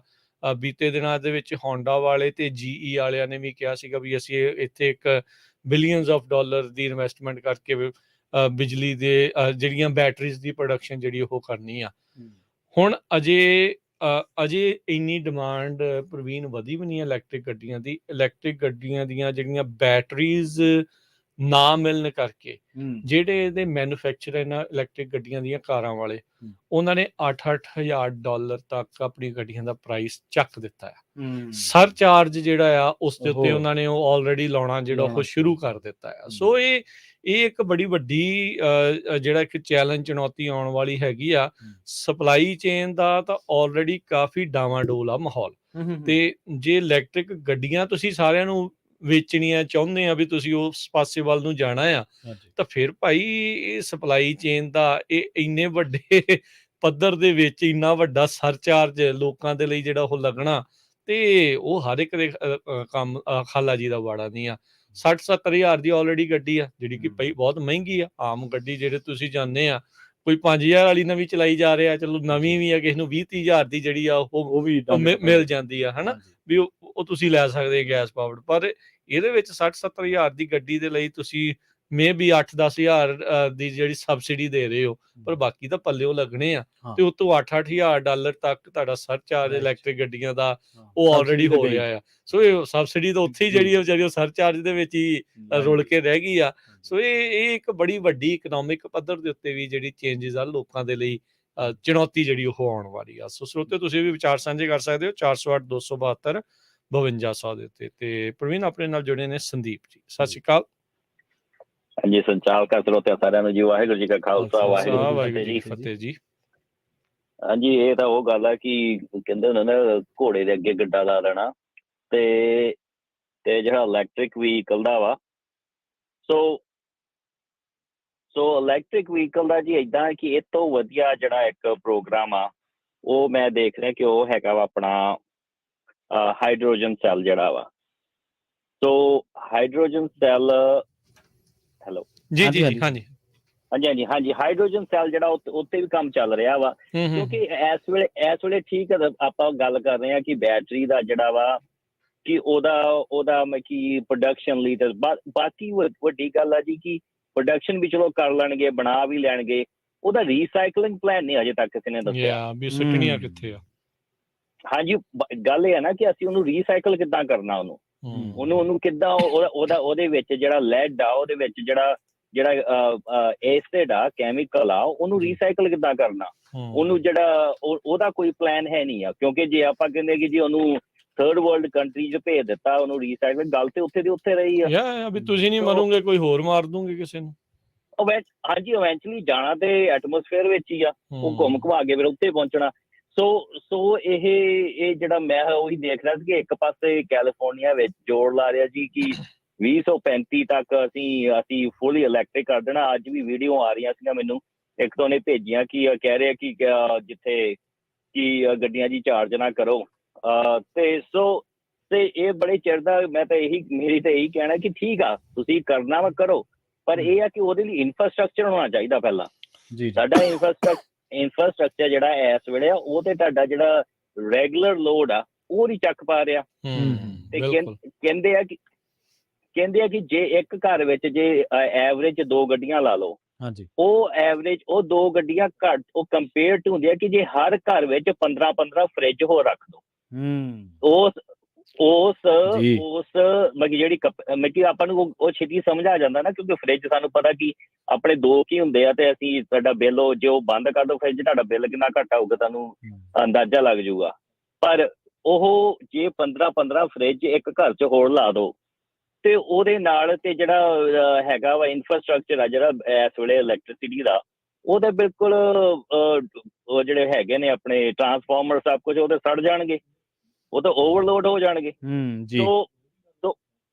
ਸੋ ਇਸ ਕਰਕੇ ਠੀਕ ਆ ਆਪਾਂ ਚੰਗੇ ਵਾਲੇ ਪਾਸੇ ਜਾਣਾ ਵਾ, ਪਰ ਆਪਾਂ ਨੂੰ ਇਹ ਨਹੀਂ ਕਿ ਅਸੀਂ ਉਹਨੂੰ ਸਿਰਫ ਇੱਕ ਇਲੈਕਸ਼ਨ ਮੁੱਦਾ ਬਣਾ ਦਈਏ, ਕਿਉਂਕਿ ਪ੍ਰੋਬਲਮ ਉਦੋਂ ਆਉਂਦੀ ਆ ਜਦੋਂ ਕੋਈ ਕਹਿੰਦਾ ਮੈਂ ਸਮਾਰਟਫੋਨ ਵੰਡਣੇ ਆ ਤੇ ਕੋਈ ਦਾਲ ਆਟਾ ਸਕੀਮ, ਇਹ ਵੀ ਉਸ ਤੋਂ ਕੋਈ ਘੱਟ ਨਹੀਂ ਆ ਕਿ ਇੱਕ ਇਨਵਾਇਰਮੈਂਟ ਦਾ ਕਹਿ ਲਓ, ਇਨਵਾਇਰਮੈਂਟ ਦਾ ਰੌਲਾ ਪਾ ਲਓ। ਬਾਕੀ ਜਿਹੜਾ ਇੱਕ ਅੱਧਾ ਹੋਰ ਮੁੱਦਾ ਵਾ ਉਹਨੂੰ ਦੁਬਾਰਾ ਰਿਪੀਟ ਕਰੀ ਜਾਓ ਤੇ ਉੱਤੇ ਕੰਮ ਜਿਹੜਾ ਵਾ ਉਹ ਆਪਾਂ ਕਰਨਾ ਨਹੀਂ। ਸੋ ਇਹ ਜਿਹੜੀ ਹੁੰਦੀ ਹੈ ਨਾ ਕਿ ਇੱਕ ਤੇ ਰੀਅਲ ਐਮਰਜੈਂਸੀ ਹੁੰਦੀ ਹੈ, ਇੱਕ ਪੋਲੀਟੀਕਲ ਐਮਰਜੈਂਸੀ। ਇਹ ਹਰੇਕ ਚੀਜ਼ ਨੂੰ ਪੋਲੀਟੀਕਲ ਐਮਰਜੈਂਸੀ ਜਿਹੜੀਆਂ ਪਾਰਟੀਆਂ ਬਣਾ ਕੇ ਜਦੋਂ ਤੁਰਦੀਆਂ ਵਾ ਤੇ ਉਦੋਂ ਫਿਰ ਜਿਹੜੇ ਸਿਟੀਜ਼ਨ ਆ ਉਹਨਾਂ ਨੂੰ ਹੀ ਘਾਟਾ ਪੈਂਦਾ। ਸੋ ਇਹੀ ਮੇਰਾ ਤੇ ਸੋਚ ਸੀਗੀ ਕਿ ਇਹ ਠੀਕ ਆ, ਆਪਾਂ ਨੂੰ ਜਾਣਾ ਚਾਹੀਦਾ, ਕੋਈ ਇਹਦੇ ਵਿੱਚ ਸ਼ੱਕ ਨਹੀਂ ਹੈ ਕਿ ਸਾਨੂੰ ਜਿਹੜਾ ਆਪਣੀ ਜਿੱਥੇ ਧਰਤੀ ਹੈ, ਕਿਉਂਕਿ ਅਸੀਂ ਤਾਂ ਅਰਦਾਸ ਹਰ ਵਾਰੀ ਕਰਦੇ ਹਾਂ। ਸੋ ਸਾਡੀ ਤਾਂ ਅਰਦਾਸ ਵਿੱਚ ਹੀ ਹੈ ਕਿ ਅਸੀਂ ਪਵਨ ਗੁਰੂ ਪਾਣੀ ਪਿਤਾ ਤਰਤ ਮਹਤ। ਸੋ ਆਪਣੇ ਸਿੱਖੀ ਦਾ ਤਾਂ ਹੈ ਹੀ ਆ ਕਿ ਅਸੀਂ ਆਪਣੇ ਇਨਵਾਇਰਮੈਂਟ ਦਾ ਲੱਗ ਸ਼ੱਗ ਦਾ ਅਸੀਂ ਵਧੀਆ ਰੱਖਣਾ, ਪਰ ਉਹਨੂੰ ਕਿੱਦਾਂ ਰੱਖਣਾ ਵਾ, ਉਹਨੂੰ ਕਿੱਦਾਂ ਜ਼ਿੰਮੇਵਾਰੀ ਨਾਲ ਰੱਖਣਾ, ਉਹਦਾ ਸਾਨੂੰ ਧਿਆਨ ਨਾਲ ਦੇਖਣਾ ਪੈਣਾ। ਇਹ ਨਹੀਂ ਕਿ ਅਸੀਂ ਇੱਕ ਪੋਲੀਟੀਕਲ ਮੁੱਦਾ ਬਣਾ ਕੇ ਤਾਂ ਉੱਤੇ ਆਪਾਂ ਉਹ ਪਾਰਟੀਆਂ ਦੇ ਮਗਰ ਲੱਗ ਜਾਈਏ, ਕਿਉਂਕਿ ਜਿਹੜੀ ਅਸਲੀਅਤ ਆ ਉਹ ਬਹੁਤ ਦੂਰ ਆ। ਸੋ ਠੀਕ ਹੈ ਜੀ, ਇਹ ਨੇ ਵਿਚਾਰ ਫਤਿਹ ਬੁਲਾਉਂਦੇ ਜੀ। ਵਾਹਿਗੁਰੂ ਖਾਲਸਾ ਵਾਹਿਗੁਰੂ ਜੀ ਫਤਿਹ ਜੀ। ਬਿਲਕੁਲ ਪੋਲੀਟੀਕਲ ਐਮਰਜੈਂਸੀ ਆ ਕਿ ਨਹੀਂ ਆ, ਕਿ ਐਕਚੁਅਲ 'ਚ ਕਲਾਈਮੇਟ ਐਮਰਜੈਂਸੀ ਆ ਕਿ ਨਹੀਂ ਆ, ਇਹ ਤਾਂ ਚਲੋ ਦਿਖ ਰਿਹਾ ਆ। ਆਪਾਂ ਜਿਹੜੀਆਂ ਤਬਦੀਲੀਆਂ ਦੇਖ ਰਹੇ ਆ, ਇਹ ਆ ਵੀ ਸੁਹਿਰਤਾ ਦੇ ਨਾਲ ਸੋਚਣ ਦੀ ਜ਼ਰੂਰਤ ਆ। ਪਾਰਟੀ ਲਾਈਨ ਨੂੰ ਛੱਡ ਕੇ ਇਸ ਦੇ ਵਿੱਚ ਲੋਕਾਂ ਦੀ ਭਲਾਈ ਨੂੰ ਮੁੱਖ ਰੱਖ ਕੇ ਜੇ ਸਿਰ ਜੋੜ ਕੇ ਬੈਠੋ ਫਿਰ ਤਾਂ ਕੋਈ ਸੋਲਿਊਸ਼ਨ ਨਿਕਲ ਸਕਦੇ ਆ, ਤੇ ਉਹ ਕੱਢਣੇ ਹੀ ਪੈਣੇ ਆ। ਹੁਣ ਜੇ ਕੋਈ ਇਹਨਾਂ ਦੇ ਹੱਕ ਵਾਲਾ ਆ, ਉਹਨੇ ਕਹਿਣਾ ਵੀ ਇਹਦੇ ਨਾਲ ਦਾ ਪਲਾਨ ਕੋਈ ਨਹੀਂ। ਜੇ ਕੋਈ ਅਗੇਂਸਟ ਆ, ਉਹਨੇ ਕਹਿਣਾ ਜੀ ਇਹ ਤਾਂ ਹੈ ਹੀ ਧੱਕਾ। ਵਿਚਾਲੇ ਤਾਂ ਆਉਣਾ ਹੀ ਨਹੀਂ ਆਪਾਂ ਕਿਸੇ ਨੇ ਵੀ। ਉਹ ਕੋਈ ਜਿਹੜੇ ਆ ਉਹ ਹੁਣ ਜਦੋਂ ਇਹ ਜਿਹੜੀ ਸਥਿਤੀ ਬਣ ਜਾਂਦੀ ਆ ਨਾ, ਫਿਰ ਕਿਸੇ ਦਾ ਵਿਕਾਸ ਨਹੀਂ। ਬਿਲਕੁਲ ਫਿਰ ਉਹ ਵਿੱਚ ਹੀ ਕੰਮ ਫਸਿਆ ਰਹਿ ਜਾਂਦਾ। ਜੀ ਦੇਖੋ, ਜਿਹੜੀ ਪਲਾਨ ਕਰਨ ਵਾਲੀ ਗੱਲ ਸੀ ਰਾਜ ਜੀ, ਇੱਕ ਗੱਲ ਤੁਹਾਨੂੰ ਮੰਨਣੀ ਪੈਣੀ ਕਿ ਮਨੁੱਖ ਦਾ ਜਿਹੜਾ ਸੁਭਾਅ ਹੈ ਉਹਦਾ ਇੱਕ ਕੰਫਰਟ ਜ਼ੋਨ ਹੈ। ਉਹਨੂੰ ਆਪਦੇ ਉਸ ਕੰਫਰਟ ਜ਼ੋਨ ਦੇ ਮੁਤਾਬਕ ਸਹੂਲਤਾਂ, ਉਸ ਕੰਫਰਟ ਜ਼ੋਨ ਦੇ ਮੁਤਾਬਕ ਮੌਸਮ, ਉਸ ਕੰਫਰਟ ਜ਼ੋਨ ਦੇ ਮੁਤਾਬਕ ਸੈਲਰੀ ਚਾਹੀਦੀ ਹੈ। ਮਹਿੰਗਾਈ ਵੀ ਘੱਟ ਚਾਹੀਦੀ ਹੈ। ਇਹ ਹਰੇਕ ਬੰਦੇ ਦੀ ਇੱਕ ਥਿੰਕਿੰਗ ਹੁੰਦੀ ਕਿ ਮੈਂ ਘੱਟ ਖਰਚਾ, ਮੈਨੂੰ ਖਰਚਣਾ ਨਾ ਜ਼ਿਆਦਾ ਪਵੇ। ਉਹਦਾ ਚਲੋ ਇੱਕ ਐਂਗਲ ਹੈ, ਪਰ ਇੱਕ ਐਂਗਲ ਇਹ ਵੀ ਇਸ ਗੱਲਬਾਤ ਦੇ ਵਿੱਚ ਬਣਦਾ ਕਿ ਜਿਵੇਂ ਤੁਸੀਂ ਹਵਾਲਾ ਦਿੱਤਾ ਕਿ ਕਈ ਅੱਜ ਵੱਡੇ ਅਦਾਰਿਆਂ ਦੇ ਵਿੱਚ ਮੈਂ ਦੇਖ ਰਿਹਾ ਸੀ ਰਿਪੋਰਟਾਂ ਛਪੀਆਂ ਕਿ ਕੈਲੀਫੋਰਨੀਆ ਵਾਸੀਆਂ ਨੂੰ ਕਿਹਾ ਗਿਆ ਕਿ ਤੁਸੀਂ ਬਈ ਕਾਰਾਂ ਇਸ ਟਾਈਮ ਚਾਰਜ ਕਰਨੀਆਂ। ਤਾਂ ਉਹਦੇ ਨਾਲ ਇੱਕ ਜਿਹੜਾ ਤੁਹਾਡਾ ਵਰਕ ਕਲਚਰ ਕਹਿ ਲਓ, ਜਾਂ ਇੱਕ ਤੁਹਾਡਾ ਜਿਹੜਾ ਨੋਰਮਲ ਬੰਦੇ ਦਾ ਰੋਜ਼ਮਰਾ ਦੀ ਜ਼ਿੰਦਗੀ ਹੈ, ਜੇ ਉਹ ਪ੍ਰਭਾਵਿਤ ਹੁੰਦਾ ਨਾ, ਉਹਨੂੰ ਚੇਂਜ ਕਰਨਾ ਪੈ ਗਿਆ ਤੇ ਉਹਦੇ ਵੀ ਸਿੱਟੇ ਵੀ ਬਹੁਤੇ ਚੰਗੇ ਨਹੀਂ ਨਿਕਲਣੇ। ਉਹਨੇ ਤੁਹਾਨੂੰ ਨੁਕਸਾਨ ਕਰਨਾ ਹੀ ਕਰਨਾ। ਛੋਟਾ ਜਿਹਾ ਕਾਰਨ ਇਹਦੇ ਇਹ ਹੈ ਕਿ ਜੇ ਕੋਈ ਬੰਦਾ ਲਗਾਤਾਰ 15 ਦਿਨ ਉਹਨੂੰ ਸਫ਼ਰ ਕਰਨਾ ਪਿਆ ਉਹਦੀ ਇਲੈਕਟ੍ਰਿਕ ਗੱਡੀ ਕਰਕੇ, ਉਹਦਾ ਪਤਾ ਕੋਈ ਨਹੀਂ ਗਾਂ ਉਹਨੇ ਕਿੰਨੇ ਲੋਕਾਂ ਨੂੰ ਇਹ ਦੱਸਣਾ ਕਿ ਯਾਰ ਮੈਂ ਤਾਂ ਬੜਾ ਬੁਰਾ ਫਸਿਆ ਵਾਂ, ਮੈਂ ਤਾਂ ਇਹ ਹੈ, ਮੈਂ ਤਾਂ ਇਹ, ਮੈਨੂੰ ਤਾਂ ਇੰਨਾ ਦੁਖੀ ਕਰਤਾ ਕਿ ਉਹਦੇ ਸਰਕਾਰਾਂ ਨੂੰ ਵੀ ਗਾਲਾਂ ਕੱਢਣੀਆਂ ਵਾ, ਉਹਨੇ ਸਿਸਟਮ ਨੂੰ ਵੀ ਗਾਲਾਂ ਕੱਢਣੀਆਂ, ਤੇ ਉਹਨੇ ਹੋ ਸਕਦਾ ਆਪਦਾ ਮਨ ਹੀ ਬਣਾ ਲੇ ਕਿ ਯਾਰ ਵਾਤਾਵਰਨ ਠੀਕ ਹੈ, ਇੱਕ ਹੋਰ ਚੀਜ਼ ਹੋ ਸਕਦੀ ਹੈ ਸੇਫ ਰੱਖਣਾ, ਪਰ ਮੈਨੂੰ ਤਾਂ ਆਹ ਸਹੂਲਤ ਚਾਹੀਦੀ ਹੈ। ਮੇਰੀ ਤਾਂ ਰੋਜ਼ਮਰਰਾ ਦੀ ਜ਼ਿੰਦਗੀ ਪ੍ਰਭਾਵਿਤ ਪ੍ਰਭਾਵਿਤ ਹੋ ਗਈ, ਮੈਂ ਕਮਾ ਨਹੀਂ ਪਰ ਪਾ ਇਹਦੇ ਰਿਹਾ। ਵਿੱਚ ਨਾ ਪ੍ਰਵੀਨ ਇੱਕ ਆਰਗੂਮੈਂਟ ਇਹ ਵੀ ਆਉਂਦਾ ਆ ਵੀ ਜੀ। ਜਦੋਂ ਆਪਾਂ ਕਿਸੇ ਚੀਜ਼ ਦੇ ਵੱਲ ਨੂੰ ਕਦਮ ਚੱਕਦੇ ਆ, ਹੂੰ, ਔਖਿਆਈ ਆਉਂਦੀ ਆ। ਔਖਿਆਈ, ਬਿਲਕੁਲ। ਸ਼ੁਰੂਆਤ ਦੇ ਵਿੱਚ ਔਖਿਆਈ ਸਹਿਣੀ ਪੈਂਦੀ ਆ। ਸ਼ਿਫਟਿੰਗ ਸਭ ਤੋਂ ਸ਼ਿਫਟਿੰਗ, ਔਖਾ ਹਾਂ, ਜਿਹੜਾ ਕੰਮ। ਚੇਂਜ ਹੁੰਦਾ ਹੈ ਨਾ, ਇਹ ਇਦਾਂ ਦੀ ਚੀਜ਼ ਦੇ ਲਈ ਉਹ ਹੁੰਦਾ ਔਖਾ ਆ। ਹੂੰ, ਅੱਜ ਭਾਵੇਂ Slowly ਵੀ ਹੁੰਦਾ। ਹਾਂ, ਸਲੋਲੀ ਵੀ ਹੁੰਦਾ ਆ ਚੇਂਜ ਆ, ਤੇ ਔਖਾ ਲੱਗਦਾ ਆ। ਹੂੰ, ਅੱਜ ਭਾਵੇਂ ਜਿਹੜੀਆਂ ਉਹ ਕਹਿ ਰਹੇ ਗੱਲਾਂ ਆ ਨਾ, ਜਿਹੜੇ ਆਪਾਂ ਨੂੰ ਇਦਾਂ ਦਿਖਾ ਰਹੇ ਆ ਵੀ ਉਹਦੇ ਹੱਕ 'ਚ ਆਰਟੀਕਲ ਲਿਖ ਰਹੇ ਆ ਜਾਂ ਕੁਛ ਵੀ, ਜਿੱਦਾਂ ਵੀ ਉਹ ਆ ਰਹੀਆਂ ਆ, ਹੂੰ, ਉਹ ਵੇਖਣ ਨੂੰ ਸੁਣਨ ਨੂੰ ਚੰਗੀਆਂ ਜਿਹੜੀਆਂ ਉਹ ਲੱਗਦੀਆਂ ਨੇ, ਜੀ। ਉੱਥੇ ਤੱਕ ਕਈ ਵਾਰੀ ਪੂਰਾ ਪਹੁੰਚ ਨਹੀਂ ਸਕਦੇ ਹੁੰਦੇ ਹੂੰ, ਉਹ, ਕਿਉਂਕਿ ਦਿਖਾਉਣਾ ਉਹਨਾਂ ਨੇ ਜ਼ਿਆਦਾ ਹੁੰਦਾ ਆ। ਜ਼ਿਆਦਾ ਹੁੰਦਾ। ਉਹਨਾਂ ਨੂੰ ਪਤਾ ਹੈ ਵੀ ਹੋਣਾ ਘੱਟ ਹੀ ਆ। ਹੂੰ, ਕਹਿੰਦੇ ਜੇ ਪਹਿਲਾਂ ਹੀ ਘੱਟ ਦਿਖਾਇਆ ਤੇ ਉਹ ਤੋਂ ਵੀ ਜੇ ਫਿਰ ਤਾਂ ਲੋਕਾਂ ਨੇ ਹਟਣਾ ਕਹਿੰਦੇ ਫਿਰ ਤਾਂ ਛਿੱਤਰ ਹੀ ਲਾ ਲੈਣਾ ਨਾ। ਹਾਂਜੀ, ਹਾਂਜੀ। ਦਿਖਾਓ ਥੋੜਾ ਜਿਹਾ ਜ਼ਿਆਦਾ ਤੇ ਉਹ ਤੋਂ ਘੱਟ ਕਰੋ, ਤੇ ਹੌਲੀ ਹੌਲੀ ਉੱਥੇ ਤੱਕ ਕਹਿੰਦੇ ਆ ਹੂੰ, ਵੀ ਜਿਹੜਾ ਉਹ ਆਪਾਂ ਪਹੁੰਚਾਂਗੇ। ਮਿਸ਼ੀਗਨ ਦੇ ਵਿੱਚ ਸਪੈਸ਼ਲ ਇੱਕ ਜੀ। ਐਕਸਪੋ ਹੋਣ ਜਾ ਰਹੀ ਆ। ਜੀ, ਜੀ, ਇਹ ਬੈਟਰੀਜ਼ ਦਾ ਸ਼ੋਅ ਹੋਣਾ ਆ।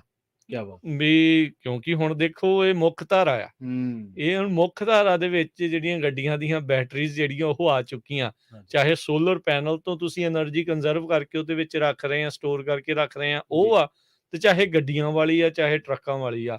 ਉਹਦੇ ਲਈ ਸਪੈਸ਼ਲ ਸ਼ੋਅ ਆ ਰਿਹਾ ਆ। ਰੀਸਾਈਕਲਿੰਗ ਜਿਹੜੀ ਆ ਉਹ, ਜਾਂ ਰੀਯੂਜ਼ ਉਸਦਾ, ਉਹ ਕਿੱਦਾਂ ਹੋਣਾ ਆ। ਇਸ ਦੇ ਉੱਤੇ ਕਹਿੰਦੇ ਵੀ ਉੱਥੇ ਨਵੀਆਂ ਟੈਕਨੋਲੋਜੀਜ਼ ਦੇ ਉੱਤੇ ਗੱਲਬਾਤ ਜਿਹੜੀ ਉਹ ਹੋਊਗੀ। ਹੂੰ, ਉੱਤੋਂ ਡਿਪਾਰਟਮੈਂਟ ਆਫ ਐਨਰਜੀ ਜੀ।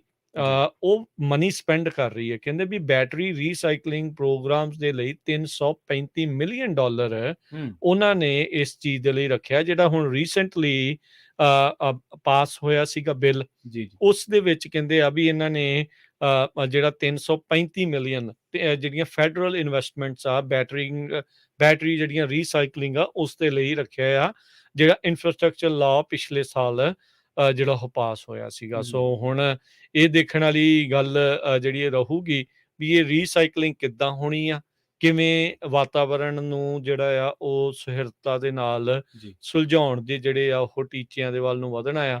ਕਿਉਂਕਿ ਕਲਾਈਮੇਟ ਚੇਂਜ ਦੇ ਕਰਕੇ ਆਪਾਂ ਉਸ ਤੋਂ ਮੁੱਖ ਪਰੇ ਨਹੀਂ ਕਰ ਸਕਦੇ। ਉਹ ਹੋ ਰਿਹਾ ਆ, ਉਹ ਰਿਐਲਿਟੀ ਆ, ਉਹ ਆਪਾਂ ਦੇਖ ਰਹੇ ਆ। ਜੀ। ਜਿੰਨੀ ਤੇਜ਼ ਰਫ਼ਤਾਰੀ ਦੇ ਨਾਲ ਤੇ ਜਿੰਨੀ ਜ਼ਿਆਦਾ ਮਾਤਰਾ ਦੇ ਵਿੱਚ ਹੜ੍ਹਾਂ ਦਾ ਆਉਣਾ, ਹੀਟ ਵੇਵਸ ਦਾ ਆਉਣਾ, ਹਾਂਜੀ। ਅਚਾਨਕ ਬਹੁਤ ਜ਼ਿਆਦਾ ਲੋੜੋਂ ਵੱਧ ਬਰਫ਼ ਪੈਣੀ, ਉਹਨਾਂ ਥਾਵਾਂ ਦੇ ਉੱਤੇ ਬਰਫ਼ ਪੈ ਰਹੀ ਹੈ ਜਿੱਥੇ ਡੈਜ਼ਰਟ ਵਰਗਾ ਮਾਹੌਲ ਜਿਹੜਾ ਉਹ ਰਹਿਣਾ, ਡੈਥ ਵੈਲੀ ਵਰਗੀਆਂ ਚ ਹੜ੍ਹ ਆਉਣੇ, ਲਾਸ ਵੇਗਸ ਦੇ ਵਿੱਚ ਆਉਣੇ, ਗ੍ਰੇਟ ਪਲੇਨ ਜਿਹੜੇ ਅਮਰੀਕਾ ਦੇ ਆ, ਉਹਨਾਂ ਚ ਹੜ੍ਹ ਆਉਣੇ। ਹੁਣ ਪਾਕਿਸਤਾਨ ਦੇ ਵਿੱਚ ਹੜ੍ਹ ਆਏ ਹੋਏ ਆ, ਗਲੇਸ਼ੀਅਰਸ ਲਗਾਤਾਰ ਪਿਘਲ ਰਹੇ ਆ, ਯੂਰਪ ਦੀਆਂ ਜਿਹੜੀਆਂ ਪਹਾੜੀਆਂ ਤੋਂ ਬਰਫ਼ ਕਹਿੰਦੇ ਵੀ ਬੜੀ ਤੇਜ਼ੀ ਦੇ ਨਾਲ ਖੁਰ ਰਹੀ ਆ, ਹਨਾ। ਵੀ ਉਹ ਸਾਰੀਆਂ ਚੀਜ਼ਾਂ ਹੈ ਤਾਂ ਆਪਣੇ ਸਾਹਮਣੇ, ਆਪਾਂ ਉਹ ਤੋਂ ਬੇਮੁਖ ਵੀ ਨਹੀਂ ਹੋ ਸਕਦੇ। ਪਰ ਇਹ ਆ ਵੀ ਇਹਨਾਂ ਸੋਲਿਊਸ਼ਨਸ ਨੂੰ ਇੰਪਲੀਮੈਂਟ ਕਰਨਾ, ਲੋਕਾਂ ਦੇ ਆਮ ਜੀਵਨ ਨੂੰ ਪ੍ਰਭਾਵਿਤ ਕੀਤੇ ਬਗੈਰ, ਉਹ ਇੱਕ ਵੱਡੀ ਚੁਣੌਤੀ ਆ। ਬਿਲਕੁਲ, ਬਹੁਤ ਵੱਡੀ ਚੁਣੌਤੀ ਆ। ਕਿਉਂਕਿ ਇਸ ਟਾਈਮ ਜਿਹੜੀ ਜ਼ਿੰਦਗੀ ਚੱਲ ਰਹੀ ਆ ਨਾ, ਉਹਦਾ ਇੱਕ ਉਹ ਕੰਫਰਟ ਜ਼ੋਨ ਵਾਲੀ ਗੱਲ ਆ ਕਿ ਉਹ ਸੁਭਾਅ ਬਣਿਆ ਪਿਆ ਕਿ ਗੈਸ ਚਲੋ ਮਹਿੰਗੀ ਹੋ ਗਈ, ਹਰੇਕ ਬੰਦੇ ਨੇ ਉਹ ਤਾਂ ਸੋਚਣਾ ਹੀ ਆ, ਪਰ ਉਹਨੂੰ ਐਂ ਆ ਕਿ ਅਵੇਲੇਬਿਲਿਟੀ ਹੈਗੀ ਆ, ਕੋਈ ਦਿੱਕਤ ਨਹੀਂ, ਚਾਰਜਿੰਗ ਦਾ ਕੋਈ ਚੱਕਰ ਨਹੀਂ, ਉਹਦਾ ਇੱਕ ਸੁਭਾਅ ਬਣਿਆ ਹੋਇਆ। ਪਰ ਜਦੋਂ ਤੁਸੀਂ ਇਸ ਸੁਭਾਅ ਨੂੰ ਚੇਂਜ ਕਰਨ ਦੀ ਕੋਸ਼ਿਸ਼ ਕਰੋਗੇ, ਫਿਰ ਹੋ ਸਕਦਾ ਥੋੜਾ ਬਹੁਤ ਵਿਰੋਧ ਵੀ ਹੋ ਜਾਵੇ, ਕਿਉਂਕਿ ਮਨੁੱਖੀ ਸੁਭਾਅ ਛੇਤੀ ਕਿਤੇ ਤਬਦੀਲ ਨਹੀਂ ਹੁੰਦਾ।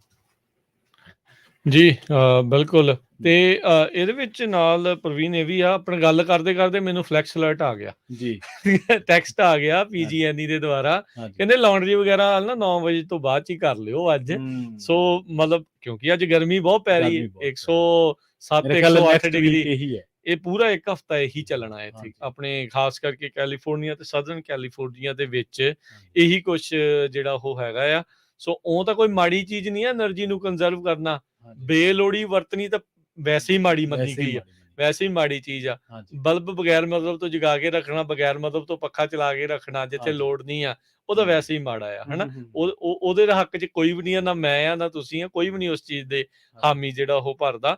ਪਰ ਇਹ ਆ ਵੀ ਉਹ ਚੀਜ਼ਾਂ ਕਰਨ ਦੇ ਬਾਵਜੂਦ ਵੀ ਜੇ ਲੋਕਾਂ ਨੂੰ ਤੁਹਾਨੂੰ ਦੱਸਣਾ ਪੈ ਰਿਹਾ ਜਾਂ ਉਹ ਕਰਨਾ ਪੈ ਰਿਹਾ ਆ, ਤੇ ਜ਼ਰੂਰ ਢਾਂਚੇ ਦੇ ਵਿੱਚ ਤੇਜ਼ੀ ਦੇ ਨਾਲ ਤੇ ਵੱਡੇ ਪੱਧਰ ਦੇ ਉੱਤੇ ਜਿਹੜਾ ਆ ਉਹ ਬਦਲਾਅ ਦੀ ਇਸ ਦੇ ਵਿੱਚ ਜ਼ਰੂਰਤ ਹੈਗੀ ਆ। ਉਮੀਦ ਇਹੀ ਕਰਦੇ ਆ ਵੀ ਇਹ ਜਿਹੜਾ ਰੀਨਿਊਏਬਲ એનર્ਜੀ ਆ, ਟ੍ਰਾਂਜੀਸ਼ਨ ਜਿਹੜੀ ਇਸ ਦੇ ਵਿੱਚ ਕਰਨੀ ਆ, ਉਸ ਦੇ ਵੱਲ ਹੋਈਏ।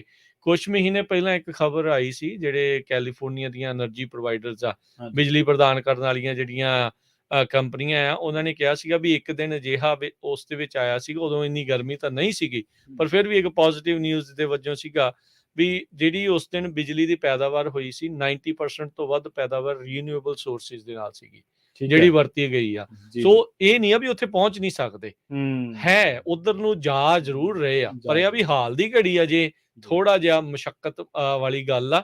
ਓਬਵੀਅਸਲੀ ਜਦੋਂ ਨੈਗੇਟਿਵ ਪੁਆਇੰਟਸ ਆਉਂਦੇ ਉਹ ਫਿਰ ਵੱਧ ਚੜ ਕੇ ਜਿਹੜੇ ਦਿਸਦੇ ਵੀ ਆ, ਵੀ ਉਹ ਹੈਗੇ ਵੀ ਆ। ਲੋਕਾਂ ਨੂੰ ਕਿਤੇ ਨਾ ਕਿਤੇ ਥੋੜੀਆਂ ਮੁਸ਼ਕਲਾਂ ਦਾ ਸਾਹਮਣਾ ਵੀ ਕਰਨਾ ਪਊਗਾ, ਉਸ ਦੇ ਲਈ ਤਿਆਰ ਵੀ ਰਹਿਣਾ ਪਊਗਾ, ਤੇ ਪਰ ਨਾਲ ਦੇ ਨਾਲ ਦੂਜਿਆਂ ਨੂੰ ਵੀ ਜਿਹੜਾ ਉਹ ਤਿਆਰ ਰੱਖਣਾ ਪੈਣਾ ਆ। ਕੁਛ ਕੁ ਦਿਨ ਦੇ ਲਈ ਤਾਂ ਬੰਦਾ ਜਰ ਲੈਂਦਾ, ਕੰਟੀਨਿਊਸ ਲੰਮੇ ਸਮੇਂ ਦੇ ਲਈ ਹੋਊਗਾ, ਫਿਰ ਲੋਕਾਂ ਦੇ ਹੱਥ ਖੜੇ ਆ, ਫਿਰ ਲੋਕਾਂ ਨੇ ਜਿਹੜਾ ਉਹ ਡੰਡਾ ਜਿਹੜਾ ਹੈ ਇੱਕ ਹਿਸਾਬ ਦੇ ਨਾਲ ਉਹ ਚੱਕਣਾ ਹੈਗਾ। ਤੇ ਗੱਲਬਾਤ ਨੂੰ ਆਪਾਂ ਜਿਹੜਾ ਉਹ ਜਾਰੀ ਰੱਖਾਂਗੇ। ਇਹ ਵਾਲੀ ਗੱਲ ਨੂੰ ਇੱਥੇ ਸਮਾਪਤ ਕਰਦੇ। ਇਸ ਬ੍ਰੇਕ ਦਾ ਵਕਤ ਆ, ਬ੍ਰੇਕ ਤੋਂ ਪਾਰ ਸੋਸ਼ਲ ਮੀਡੀਆ ਉਹਦੇ ਤੇ ਕੁਛ ਜਿਹੜੀ ਆਪਾਂ ਚਰਚਾ ਜਿਹੜੀ ਉਹ ਕਰਾਂਗੇ। ਤੇ ਉਦਾਂ ਵੈਸੇ ਜੇ ਤੁਸੀਂ ਇੱਥੇ ਵੀ ਆਪਣੇ ਵਿਚਾਰ ਸਰੋਤਿਓ ਸਾਂਝੇ ਕਰਨੇ ਹੋਏ ਨਾ ਬ੍ਰੇਕ ਤੋਂ ਬਾਅਦ ਵੀ ਤੁਸੀਂ ਕਰ ਸਕਦੇ ਹੋ। ਸੋਸ਼ਲ ਮੀਡੀਆ ਬਾਰੇ ਇੱਕ ਹੋਰ ਚੀਜ਼ ਜਿਹੜੀ ਆ ਉਹ ਮੈਂ ਦੱਸਦਾ ਚੱਲਾਂ ਕਿ ਬ੍ਰੇਕ ਤੋਂ ਪਹਿਲਾਂ ਜਾਣ ਤੋਂ ਪਹਿਲਾਂ, ਉਹ ਇਹ ਹੈ ਕਿ ਸੋਸ਼ਲ ਮੀਡੀਆ ਤਾਂ ਅੱਜ ਕੱਲ੍ਹ ਹਰੇਕ ਦੇ ਫੋਨ ਦੇ ਵਿੱਚ ਆ। ਕੋਈ ਵੀ ਬੰਦਾ ਬਿਨਾਂ ਸੋਸ਼ਲ ਮੀਡੀਆ ਤੋਂ ਨਹੀਂ ਗਾ, ਚਾਹੇ ਉਹਦੇ ਕੋਲੇ ਫੋਨ ਦੇ ਵਿੱਚ ਟਵਿੱਟਰ ਹੋਵੇ, ਚਾਹੇ ਇੰਸਟਾ ਹੋਵੇ, ਚਾਹੇ ਫੇਸਬੁੱਕ ਹੋਵੇ, ਚਾਹੇ ਕੁਛ ਹੋਰ ਹੋਵੇ। ਕੁਛ ਕੁ ਪ੍ਰੋਫੈਸ਼ਨਲ ਵੀ ਆਈਡੀਜ਼, ਪ੍ਰੋਫੈਸ਼ਨਲ ਪਲੇਟਫਾਰਮਸ ਨੇ, ਲਾਈਕ ਲਿੰਕਡਇਨ ਹੈ, ਉੱਥੇ ਤੁਹਾਨੂੰ ਕੰਮ ਮਿਲਦਾ ਵਾ ਇਸ ਤਰ੍ਹਾਂ ਦੇ। ਪਰ ਉਹਨੇ ਤੁਹਾਡੀ ਜ਼ਿੰਦਗੀ ਨੂੰ ਪ੍ਰਭਾਵਿਤ ਕਿਵੇਂ ਕੀਤਾ? ਸੋਸ਼ਲ ਮੀਡੀਆ ਤੇ ਅਸੀਂ ਕਿਹੋ ਜਿਹੀਆਂ ਚਰਚਾਵਾਂ ਸੁਣਦੇ ਹਾਂ ਤੇ ਉਹਨਾਂ ਨੇ ਸਾਡੀ ਸਾਈਕੀ ਤੇ ਕਿਸ ਤਰੀਕੇ ਨਾਲ ਅਸਰ ਕੀਤਾ, ਇਹ ਤੇ ਚਰਚਾ ਜ਼ਰੂਰ ਕਰਾਂਗੇ। ਮਿਲਦੇ ਇੱਕ ਸ਼ਾਰਟ ਬ੍ਰੇਕ ਤੋਂ ਬਾਅਦ। ਜੁੜੇ ਰਹੋ ਪੰਜਾਬੀ ਰੇਡੀਓ USA ਦੇ ਨਾਲ।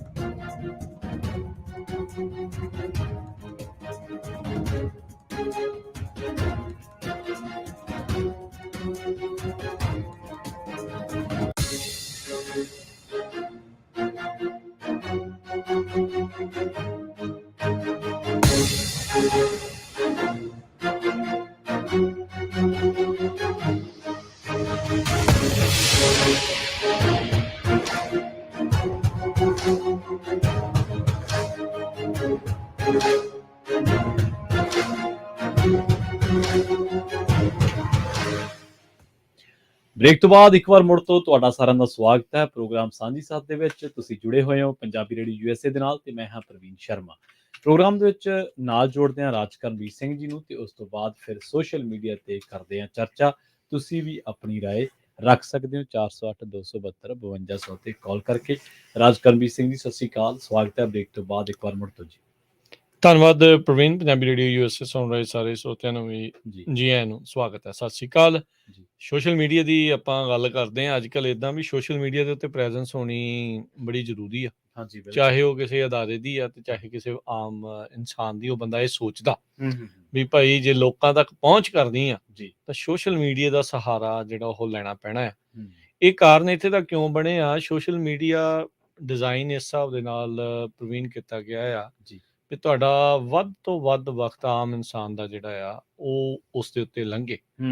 ਉਹ ਤੁਹਾਨੂੰ ਇੱਦਾਂ ਦੀਆਂ ਚੀਜ਼ਾਂ ਜਿਹੜੇ ਦਿਖਾਉਂਦੇ ਆ ਜਾਂ ਉਹ ਪੜ੍ਹਨ ਨੂੰ ਤੁਹਾਨੂੰ ਉੱਥੇ ਇੱਦਾਂ ਦੀਆਂ ਚੀਜ਼ਾਂ ਮਿਲਦੀਆਂ ਆ ਵੀ ਉਹ ਬਸ ਤੁਹਾਡੇ ਲਈ ਨਾ ਟੇਲਰ ਮੇਡ, ਜਿੱਦਾਂ ਕਹਿੰਦੇ ਕਸਟਮ ਜਿਹੜਾ ਉਹ ਐਲਗੋਰਿਦਮਸ ਨੇ ਹੁਣ ਇਸ ਹਿਸਾਬ ਦੇ ਨਾਲ ਕਰ ਦਿੱਤਾ ਆ ਵੀ ਤੁਹਾਡਾ ਬਚਣਾ ਬੜਾ ਔਖਾ ਆ। ਜੇ ਤੁਸੀਂ ਇਹ ਸੋਸ਼ਲ ਮੀਡੀਆ ਦੀ ਦਲਦਲ ਦੇ ਵਿੱਚ ਇੱਕ ਹਿਸਾਬ ਦੇ ਨਾਲ ਜੇ ਤੁਸੀਂ ਫਸ ਜਾਂਦੇ ਆ ਨਾ, ਫਿਰ ਬੜਾ ਔਖਾ ਆ ਉਸ ਦੇ ਵਿੱਚੋਂ ਜਿਹੜਾ ਉਹ ਨਿਕਲਣਾ।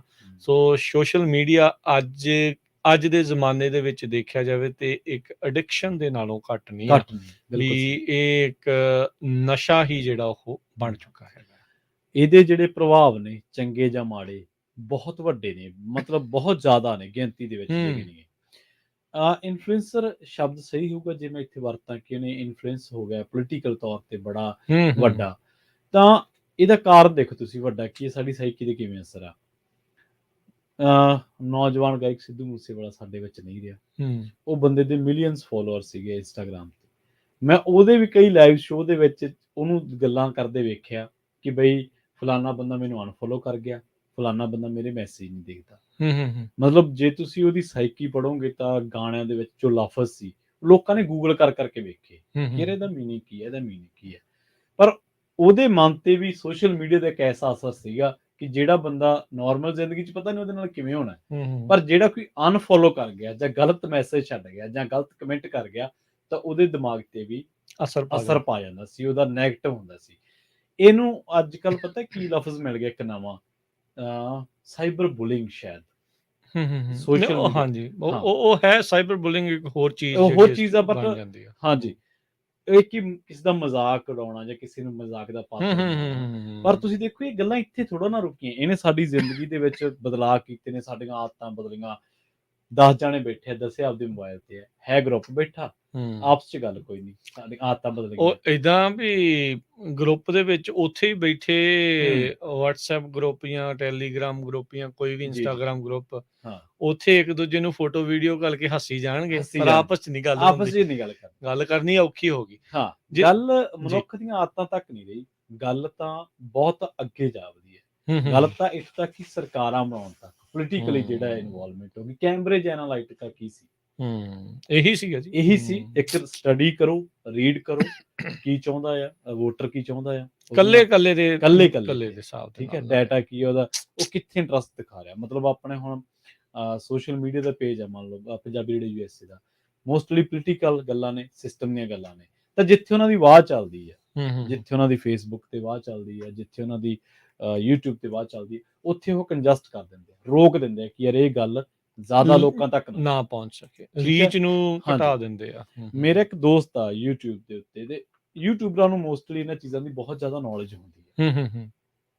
ਮੈਂ ਇਹਦੇ ਨਾਲ ਗੱਲ ਕੀਤੀ, ਮੈਂ ਕਿਹਾ ਯਾਰ ਵੀ ਇਸ ਤੋਂ ਪਹਿਲਾਂ ਦੀ, ਕਾਫੀ ਟਾਈਮ ਪਹਿਲਾਂ ਦੀ ਗੱਲ, ਮੈਂ ਕਿਹਾ ਯਾਰ ਵੀ ਇਹ ਜਿਹੜੀਆਂ ਸਾਡੀਆਂ ਡਿਬੇਟਸ ਹੁੰਦੀਆਂ ਨੇ, ਅਸੀਂ ਜਿਹੜੀ ਚਰਚਾ ਕਰਦੇ ਹਾਂ, ਇਹ ਸੋਸ਼ਲ ਮੀਡੀਆ ਤੇ ਅੱਗੇ ਕਿਉਂ ਨਹੀਂ ਵੱਧਦੀਆਂ?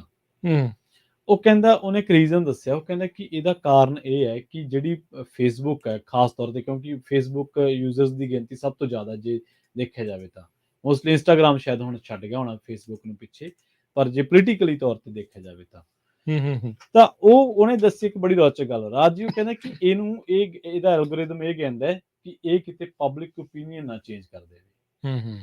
ਮਤਲਬ ਜੇ ਉਹਨਾਂ ਦਾ ਤੁਹਾਡੇ ਤੇ ਕੋਈ ਆਬਜੈਕਟ ਆਉਂਦਾ ਜਾਂ ਤੁਹਾਡੇ ਤੇ ਕੋਈ ਇਸ ਤਰ੍ਹਾਂ ਦਾ ਇਤਰਾਜ਼ ਆਉਂਦਾ ਹੈ ਤਾਂ ਉਹਦੇ ਵਿੱਚ ਬਕਾਇਦਾ ਮੈਂਸ਼ਨ ਕਰਦਾ ਕਿ ਇਹ ਜਿਹੜੀ ਪੋਲੀਟੀਕਲ ਗੱਲ ਆ ਲੋਕਾਂ ਦੇ ਪੋਲੀਟੀਕਲ ਓਪੀਨੀਅਨ ਨੂੰ ਚੇਂਜ ਕਰ ਸਕਦੀ ਹੈ।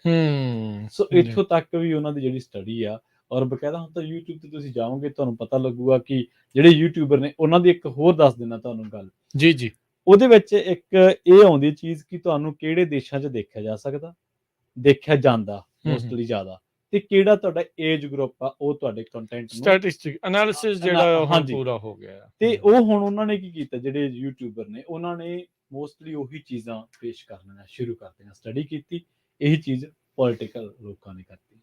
ਜੀ ਹਰ ਇੱਕ ਨੇ ਇਸ ਨੂੰ ਆਪਣੇ ਜਿਹੜੇ ਉਹ ਫਾਇਦੇ ਦੇ ਲਈ, ਹਿੱਤ ਦੇ ਲਈ ਵਰਤਿਆ।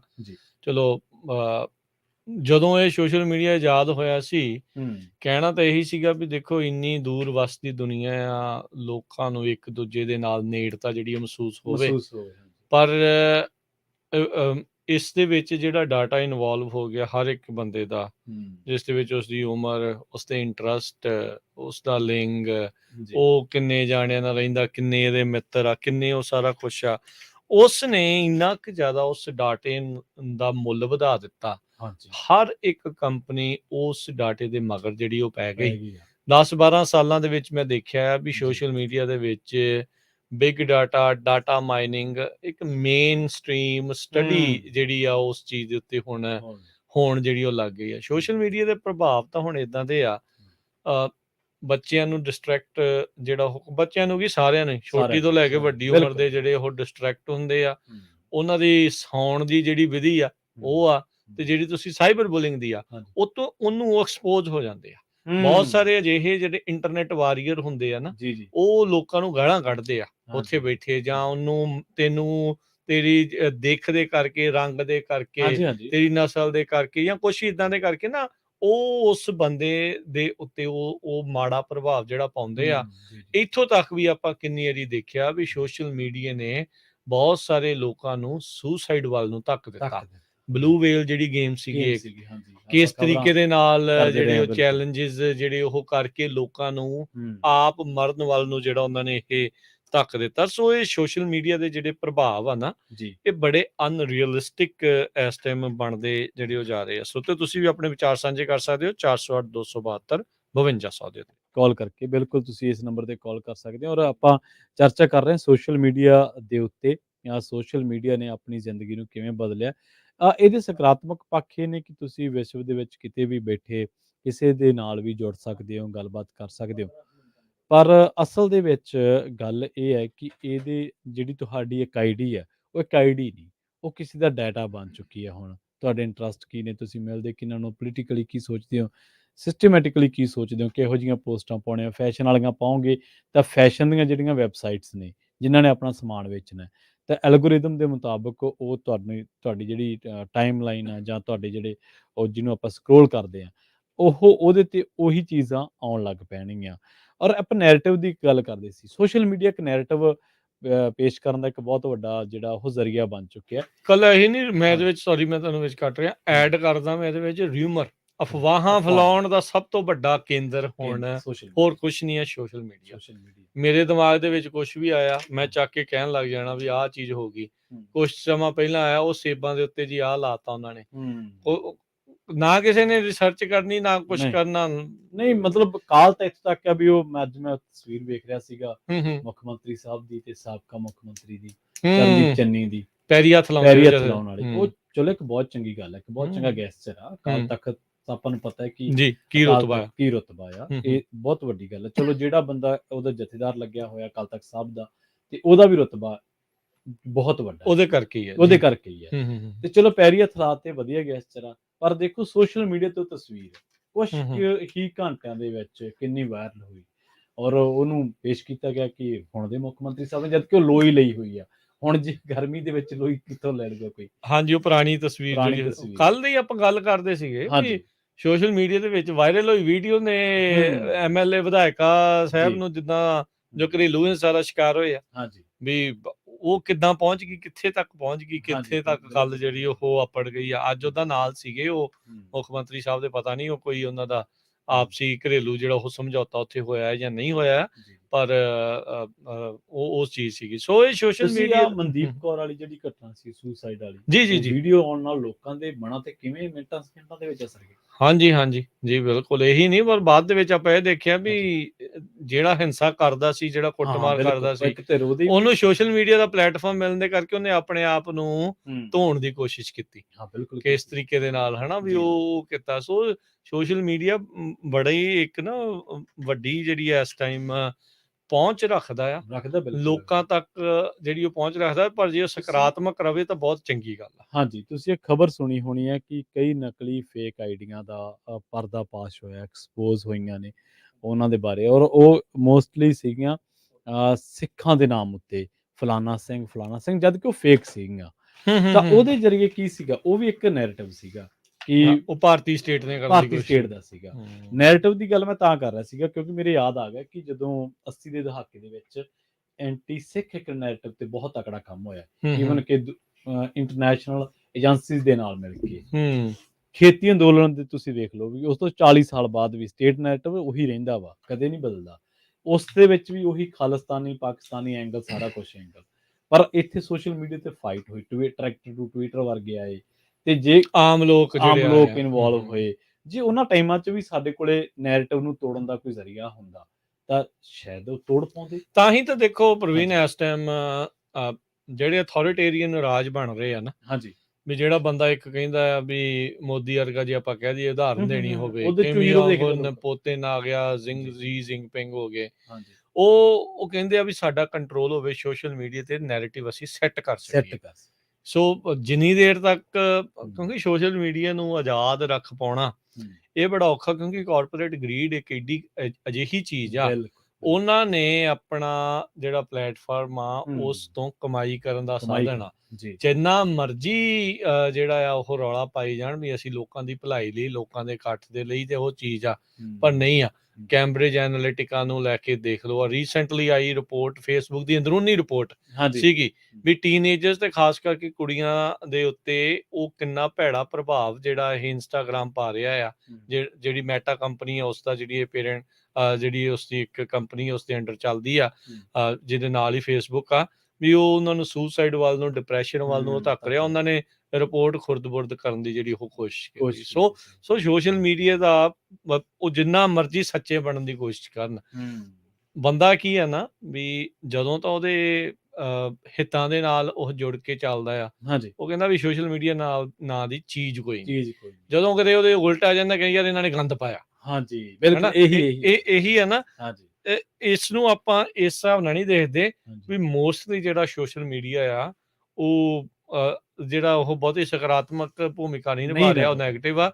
ਅੱਗੇ ਕੀ ਹੁੰਦਾ ਸੀ, ਜਿਹੜੇ ਫਰਿੰਜ ਐਲੀਮੈਂਟ ਜਿਨ੍ਹਾਂ ਨੂੰ ਆਖਿਆ ਜਾਂਦਾ ਸੀ ਨਾ, ਵੀ ਜਿਹੜੇ ਕਨਸਪੀਰੇਸੀ ਥਿਊਰਿਸਟ ਜਿਹੜੇ ਹੁੰਦੇ ਸੀ, ਉਹ ਬਹਿੰਦੇ ਸੀਗੇ ਇਦਾਂ ਦੇ ਕਮਰੇ 'ਚ, ਕਿਸੇ ਨੇ ਬਹਿਣਾ, 4 ਜਾਣਾ, 10 ਜਾਣਾ, 20 ਨਾਲ ਗੱਲਾਂ ਕਰਨੀ, ਥਿਊਰੀ ਉੱਥੇ ਯਾਦ ਕਰ ਲਈ, ਉੱਥੇ ਕਿ ਰਹਿ ਜਾਣੀ, ਮੇ ਵੀ ਕਿਸੇ ਨੂੰ ਅੱਗੇ ਤੋਂ ਅੱਗੇ ਥੋੜੀ ਬਹੁਤੀ ਜਾਣੀ। ਪਰ ਸੋਸ਼ਲ ਮੀਡੀਆ ਦੇ ਆਉਣ ਦੇ ਨਾਲ ਅਜਿਹੇ ਜਿਹੜੇ ਐਲੀਮੈਂਟਸ ਆ, ਉਹਨਾਂ ਨੂੰ ਬਹੁਤ ਵੱਡਾ ਇੱਕ ਪਲੇਟਫਾਰਮ ਜਿਹੜਾ ਮਿਲਿਆ, ਜਿਨ੍ਹਾਂ ਨੇ ਝੂਠ ਦਾ ਪਸਾਰਾ ਜਿਹੜਾ ਆ ਬਹੁਤ ਜ਼ਿਆਦਾ, ਝੂਠ ਜੰਗਲ ਦੇ ਵਿੱਚ ਅੱਗ ਦੇ ਵਾਲੀ ਜਿਹੜੀ ਕਹਾਵਤ ਬਣੀ ਸੀ ਨਾ, ਇਹ ਉਹਦੇ ਤੋਂ ਵੀ ਤੇਜ਼ ਆ ਹੁਣ ਸੋਸ਼ਲ ਮੀਡੀਆ ਦੇ ਉੱਤੇ, ਉਹ ਉਸ ਤੋਂ ਵੀ ਗਾਂਹ ਲੰਘ ਚੁੱਕਾ। ਜੀ ਬਿਲਕੁਲ, ਇਹ ਗੱਲ ਸਹੀ ਹੈ ਕਿ ਉਹਦੇ ਤੇ ਗਾਂਹ ਲੰਘ ਚੁੱਕਿਆ। ਇੱਕ ਜਿਹੜੇ ਸਿਆਣੇ ਲੋਕ ਆ ਨਾ, ਉਹ ਤੇ ਇਹ ਕਹਿੰਦੇ ਕਿ ਜੇਕਰ ਤੁਹਾਡੇ ਕੋਲ ਇੰਟਰਨੈਟ ਹੈ, ਤੁਹਾਡੇ ਕੋਲ ਲੈਪਟਾਪ ਆ ਜਾਂ ਕੰਪਿਊਟਰ ਹੈ, ਤਾਂ ਦੁਨੀਆ ਤੁਹਾਡੇ ਟੇਬਲ ਤੇ ਹੈ। ਪਰ ਹੁਣ ਅਸੀਂ ਪਤਾ ਨਹੀਂ ਕੀ ਚੱਕਰ ਆ, ਉਸ ਸਮਝ ਦੇ ਵਿੱਚ ਸਾਨੂੰ ਫਰਕ ਪੈ ਗਿਆ ਵਾ। ਅਸੀਂ ਆਪਣੇ ਆਪ ਨੂੰ ਦੁਨੀਆ ਦੇ ਟੇਬਲ ਤੇ ਰੱਖ ਲਿਆ ਵਾ ਕਿ ਸੋਸ਼ਲ ਸਾਈਟਾਂ ਤੇ ਵਿਚਰਦੇ ਆ, ਪਰ ਕਿਸੇ ਦੇ ਲਈ ਅਸੀਂ ਵਪਾਰ ਦਾ ਜ਼ਰੀਆ ਵਾ ਜੀ। ਤੇ ਜੀ ਆਪਾਂ ਇੱਕ ਕਾਲ ਲੈ ਲੈਨੇ, ਆਪਣੇ ਨਾਲ ਜੁੜੇ ਨੇ ਜਸਪਾਲ ਜੀ। ਸਤਿ ਸ਼੍ਰੀ ਅਕਾਲ ਜੀ। ਹੈਲੋ, ਹਾਂਜੀ ਸਤਿ ਸ਼੍ਰੀ ਅਕਾਲ। ਸਤਿ ਸ਼੍ਰੀ ਅਕਾਲ ਪ੍ਰਵੀਨ ਜੀ, ਸਤਿ ਸ਼੍ਰੀ ਅਕਾਲ ਰਾਜ ਜੀ। ਹਾਂਜੀ, ਤੇ ਆਪਾਂ ਸੋਸ਼ਲ ਮੀਡੀਆ ਦੀ ਗੱਲ ਕਰਦੇ ਹਾਂ। ਜਿਵੇਂ ਹੁਣ ਆਪਾਂ ਇਹ ਲੱਗਦਾ ਹੈ ਵੀ ਆਪਾਂ ਜਿਵੇਂ ਪੰਜਾਬੀ ਦਾ ਵਰਡ ਸੋਸ਼ਲ ਮੀਡੀਆ, ਇਹ ਸਮਝੋ ਵੀ ਇਹ ਸੋਸ਼ਲ ਮੀਡੀਆ ਬਣ ਗਿਆ ਹਾਂਜੀ ਤੇ ਲੋਕਾਂ ਦਾ ਹੁਣ ਆਪਾਂ ਜਿਹੜਾ ਕੰਮ ਮੰਨ ਲਓ ਵੀ ਮੇਰਾ ਕੰਮ ਵੈਸੇ ਮੇਰਾ ਮਨ ਨਹੀਂ ਕਰਦਾ ਉਹ ਕੰਮ ਕਰਨ ਨੂੰ ਤੇ ਧੱਕੇ ਨਾਲ ਉਹ ਕੰਮ ਕਰਾਉਣ ਨੂੰ ਉਹਨੂੰ ਆਪਾਂ ਸ਼ੋਸ਼ਣ ਕਹਿੰਦੇ ਆ ਵੀ ਬੰਦੇ ਦਾ ਸ਼ੋਸ਼ਣ ਕੀਤਾ ਸੋਸ਼ਲ ਹਾਂਜੀ ਤੇ ਉਹ ਹਾਂਜੀ ਵੀ ਇਹ ਬਹੁਤ ਹੱਦ ਤੱਕ ਹੋ ਸਕਦਾ 10% ਤੱਕ ਮਤਲਬ ਪੋਜ਼ਿਟਿਵ ਵੀ ਕੋਈ ਪੱਖ ਹੋਊਗਾ ਪਰ ਮਤਲਬ ਵੱਧ ਮੈਜੋਰਟੀ ਮਤਲਬ ਤੁਸੀਂ 80-90% ਨੈਗੇਟਿਵ ਜਿਹੜੇ ਪ੍ਰਭਾਵ ਇਹਦੇ ਸ਼ੁਰੂ ਚੱਲ ਰਹੇ ਨੇ ਤੇ ਬਾਕੀ ਆਉਣ ਵਾਲੇ ਟਾਈਮ ਦੇ ਵਿੱਚ ਆਪਾਂ ਜੇ ਦੇਖਾਂਗੇ ਨਾ ਜਿਹੜੀ ਜਨਰੇਸ਼ਨ ਅਗਲੀ ਆਉਣੀ ਆ 40-50 ਸਾਲ ਤੱਕ ਜਿਵੇਂ ਆਪਾਂ ਹੁਣ এনवायरमेंट ਦਾ ਕਹਿੰਦੇ ਆ ਨਾ ਵੀ ਸਾਡਾ ਹੁਣ ਪਾਣੀ ਨੇ ਸਾਡਾ ਉਹ ਚੀਜ਼ ਹੋ ਗਿਆ ਮਤਲਬ ਸਾਡਾ ਪਾਣੀ ਹਵਾ ਸਾਡਾ ਸਾਰਾ ਕੁਝ ਤੇ ਇਹਨਾਂ ਨੇ ਲੋਕਾਂ ਦੇ ਦਿਮਾਗ ਦੇ ਵਿੱਚ ਇੰਨੀ ਪੋਲੂਸ਼ਨ ਮਤਲਬ ਪੈਦਾ ਕਰ ਦੇਣੀ ਆ ਵੀ ਬੰਦੇ ਦਾ ਪਤਾ ਨਹੀਂ ਲੱਗਿਆ ਕਰਨਾ ਵੀ ਇਹਨੇ ਰਿਐਕਸ਼ਨ ਮਤਲਬ ਇਹਦਾ ਅਗਲਾ ਕੀ ਹੋਊਗਾ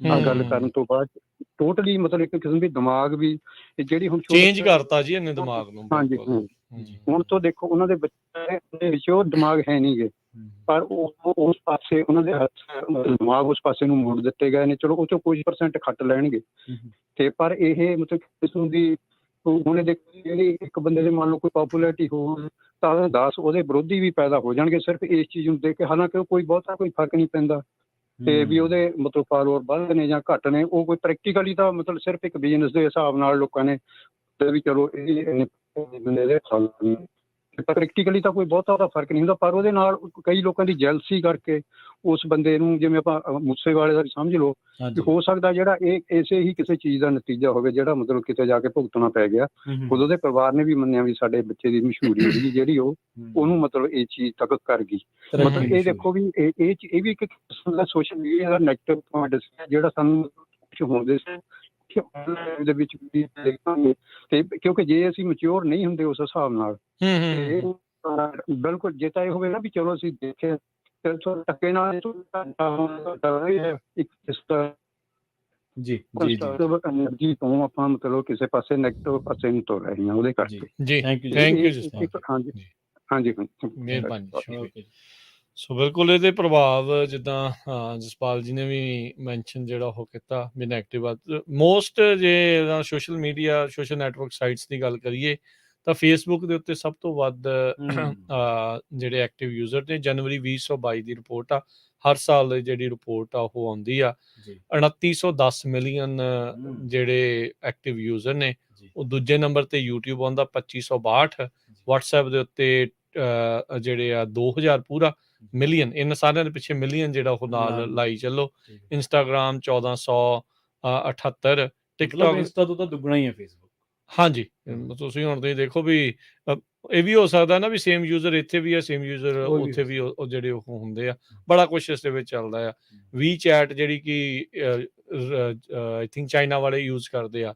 ਉਹ 1263 ਤੇ ਟਿਕਟੌਕ ਜਿਹੜਾ ਕਿ ਇਸ ਟਾਈਮ ਬਹੁਤ ਤੇਜ਼ੀ ਦੇ ਨਾਲ ਵੱਧ ਰਿਹਾ ਆ ਉਹ 1000 ਜਿਹੜੇ ਆ ਉਹ ਸੋ ਹੋਰ ਬਹੁਤ ਸਾਰੇ ਜਿਹੜੇ ਉਹ ਹੈਗੇ ਨੇ ਪਰ ਬਿਲਕੁਲ ਡੈਫੀਨੇਟਲੀ ਕਾਫੀ ਲੋਕ ਇਹਨਾਂ ਸੋਸ਼ਲ ਮੀਡੀਆ ਨੈਟਵਰਕਸ ਦੇ ਉੱਤੇ ਰਹਿੰਦੇ ਨੇ ਟਵਿੱਟਰ ਵਰਗੇ ਜਿਹੜੇ ਆ ਥੋੜੇ ਜਿਹੇ ਆਈ ਥਿੰਕ ਪਿੱਛੇ ਆ ਉਹਨਾਂ ਦੇ 436 ਮਿਲੀਅਨ ਹੀ ਸਿਰਫ ਜਿਹੜੇ ਐਕਟਿਵ ਯੂਜ਼ਰ ਉਸ ਦੇ ਵਿੱਚ ਹੈਗੇ ਆ ਪਰ ਇੱਕ ਚੀਜ਼ ਮੈਂ ਦੇਖਿਆ ਟਵਿੱਟਰ ਦੇ ਉੱਤੇ ਪਾਈ ਹੋਈ ਚੀਜ਼ ਜ਼ਿਆਦਾ ਪ੍ਰਭਾਵ ਕਰ ਰਹੀ ਆ ਇਸ ਟਾਈਮ ਕਿਉਂਕਿ ਥੋੜੇ ਸ਼ਬਦਾਂ 'ਚ ਲਿਖਣਾ ਹੁੰਦਾ ਹੈ ਚੀਜ਼ਾਂ ਉਹਦੇ ਨਾਲ ਉਹ ਚੀਜ਼ ਜਿਹੜਾ ਮੈਂ ਦੇਖ ਰਿਹਾ ਟਵਿੱਟਰ ਥੋੜਾ ਜਿਹਾ ਇਹ ਹੈ ਕਿ ਟਵਿੱਟਰ ਦੇ ਬਾਰੇ ਜਦੋਂ ਆਪਾਂ ਆਮ ਹੀ ਖਬਰਾਂ ਦੇ ਵਿੱਚ ਵੀ ਪੜ੍ਹਦੇ ਹਾਂ ਕਿ ਫਲਾਣੇ ਨੇ ਟਵੀਟ ਕੀਤਾ ਟਵਿੱਟਰ ਨੂੰ ਥੋੜਾ ਅਥੈਂਟਿਕ ਮੰਨਿਆ ਜਾਂਦਾ ਹੈ ਕਿ ਟਵਿੱਟਰ ਦੇ ਉੱਤੇ ਥੋੜੇ ਜਿਹੇ ਉਸ ਤਰ੍ਹਾਂ ਦੇ ਲੋਕ ਨੇ ਜ਼ਿਆਦਾ ਪ੍ਰੋਫੈਸ਼ਨਲੀ ਨੇ ਜਾਂ ਜ਼ਿਆਦਾ ਪ੍ਰੋਫੈਸ਼ਨਲ ਨਹੀਂ ਮਤਲਬ ਜ਼ਿਆਦਾਤਰ ਲੋਕ ਪ੍ਰੋਫੈਸ਼ਨਲੀ ਯੂਜ਼ ਕਰਦੇ ਨੇ ਲੀਡਰ ਹੋ ਗਏ ਪੋਲੀਟੀਸ਼ੀਅਨ ਹੋ ਗਏ ਖਿਡਾਰੀ ਹੋ ਗਏ ਜਾਂ ਹੋਰ ਪਬਲਿਕ ਫਿਗਰ ਜਿੰਨੀਆਂ ਵੀ ਹੈ ਤਾਂ ਟਵਿੱਟਰ ਦੇ ਉੱਤੇ ਤਾਂ ਹੁਣ ਖਬਰਾਂ ਵੀ ਬਣਦੀਆਂ ਜੀ ਜੀ ਬਿਲਕੁਲ ਸੋ ਇਹ ਚੀਜ਼ ਜਿਹੜੀ ਉਹ ਆਪਾਂ ਰੌਚਕ ਹੈ ਪਰ ਸਮਾਂ ਇਜਾਜ਼ਤ ਨਹੀਂ ਹਾਂਜੀ ਹਾਂ ਬਿਲਕੁਲ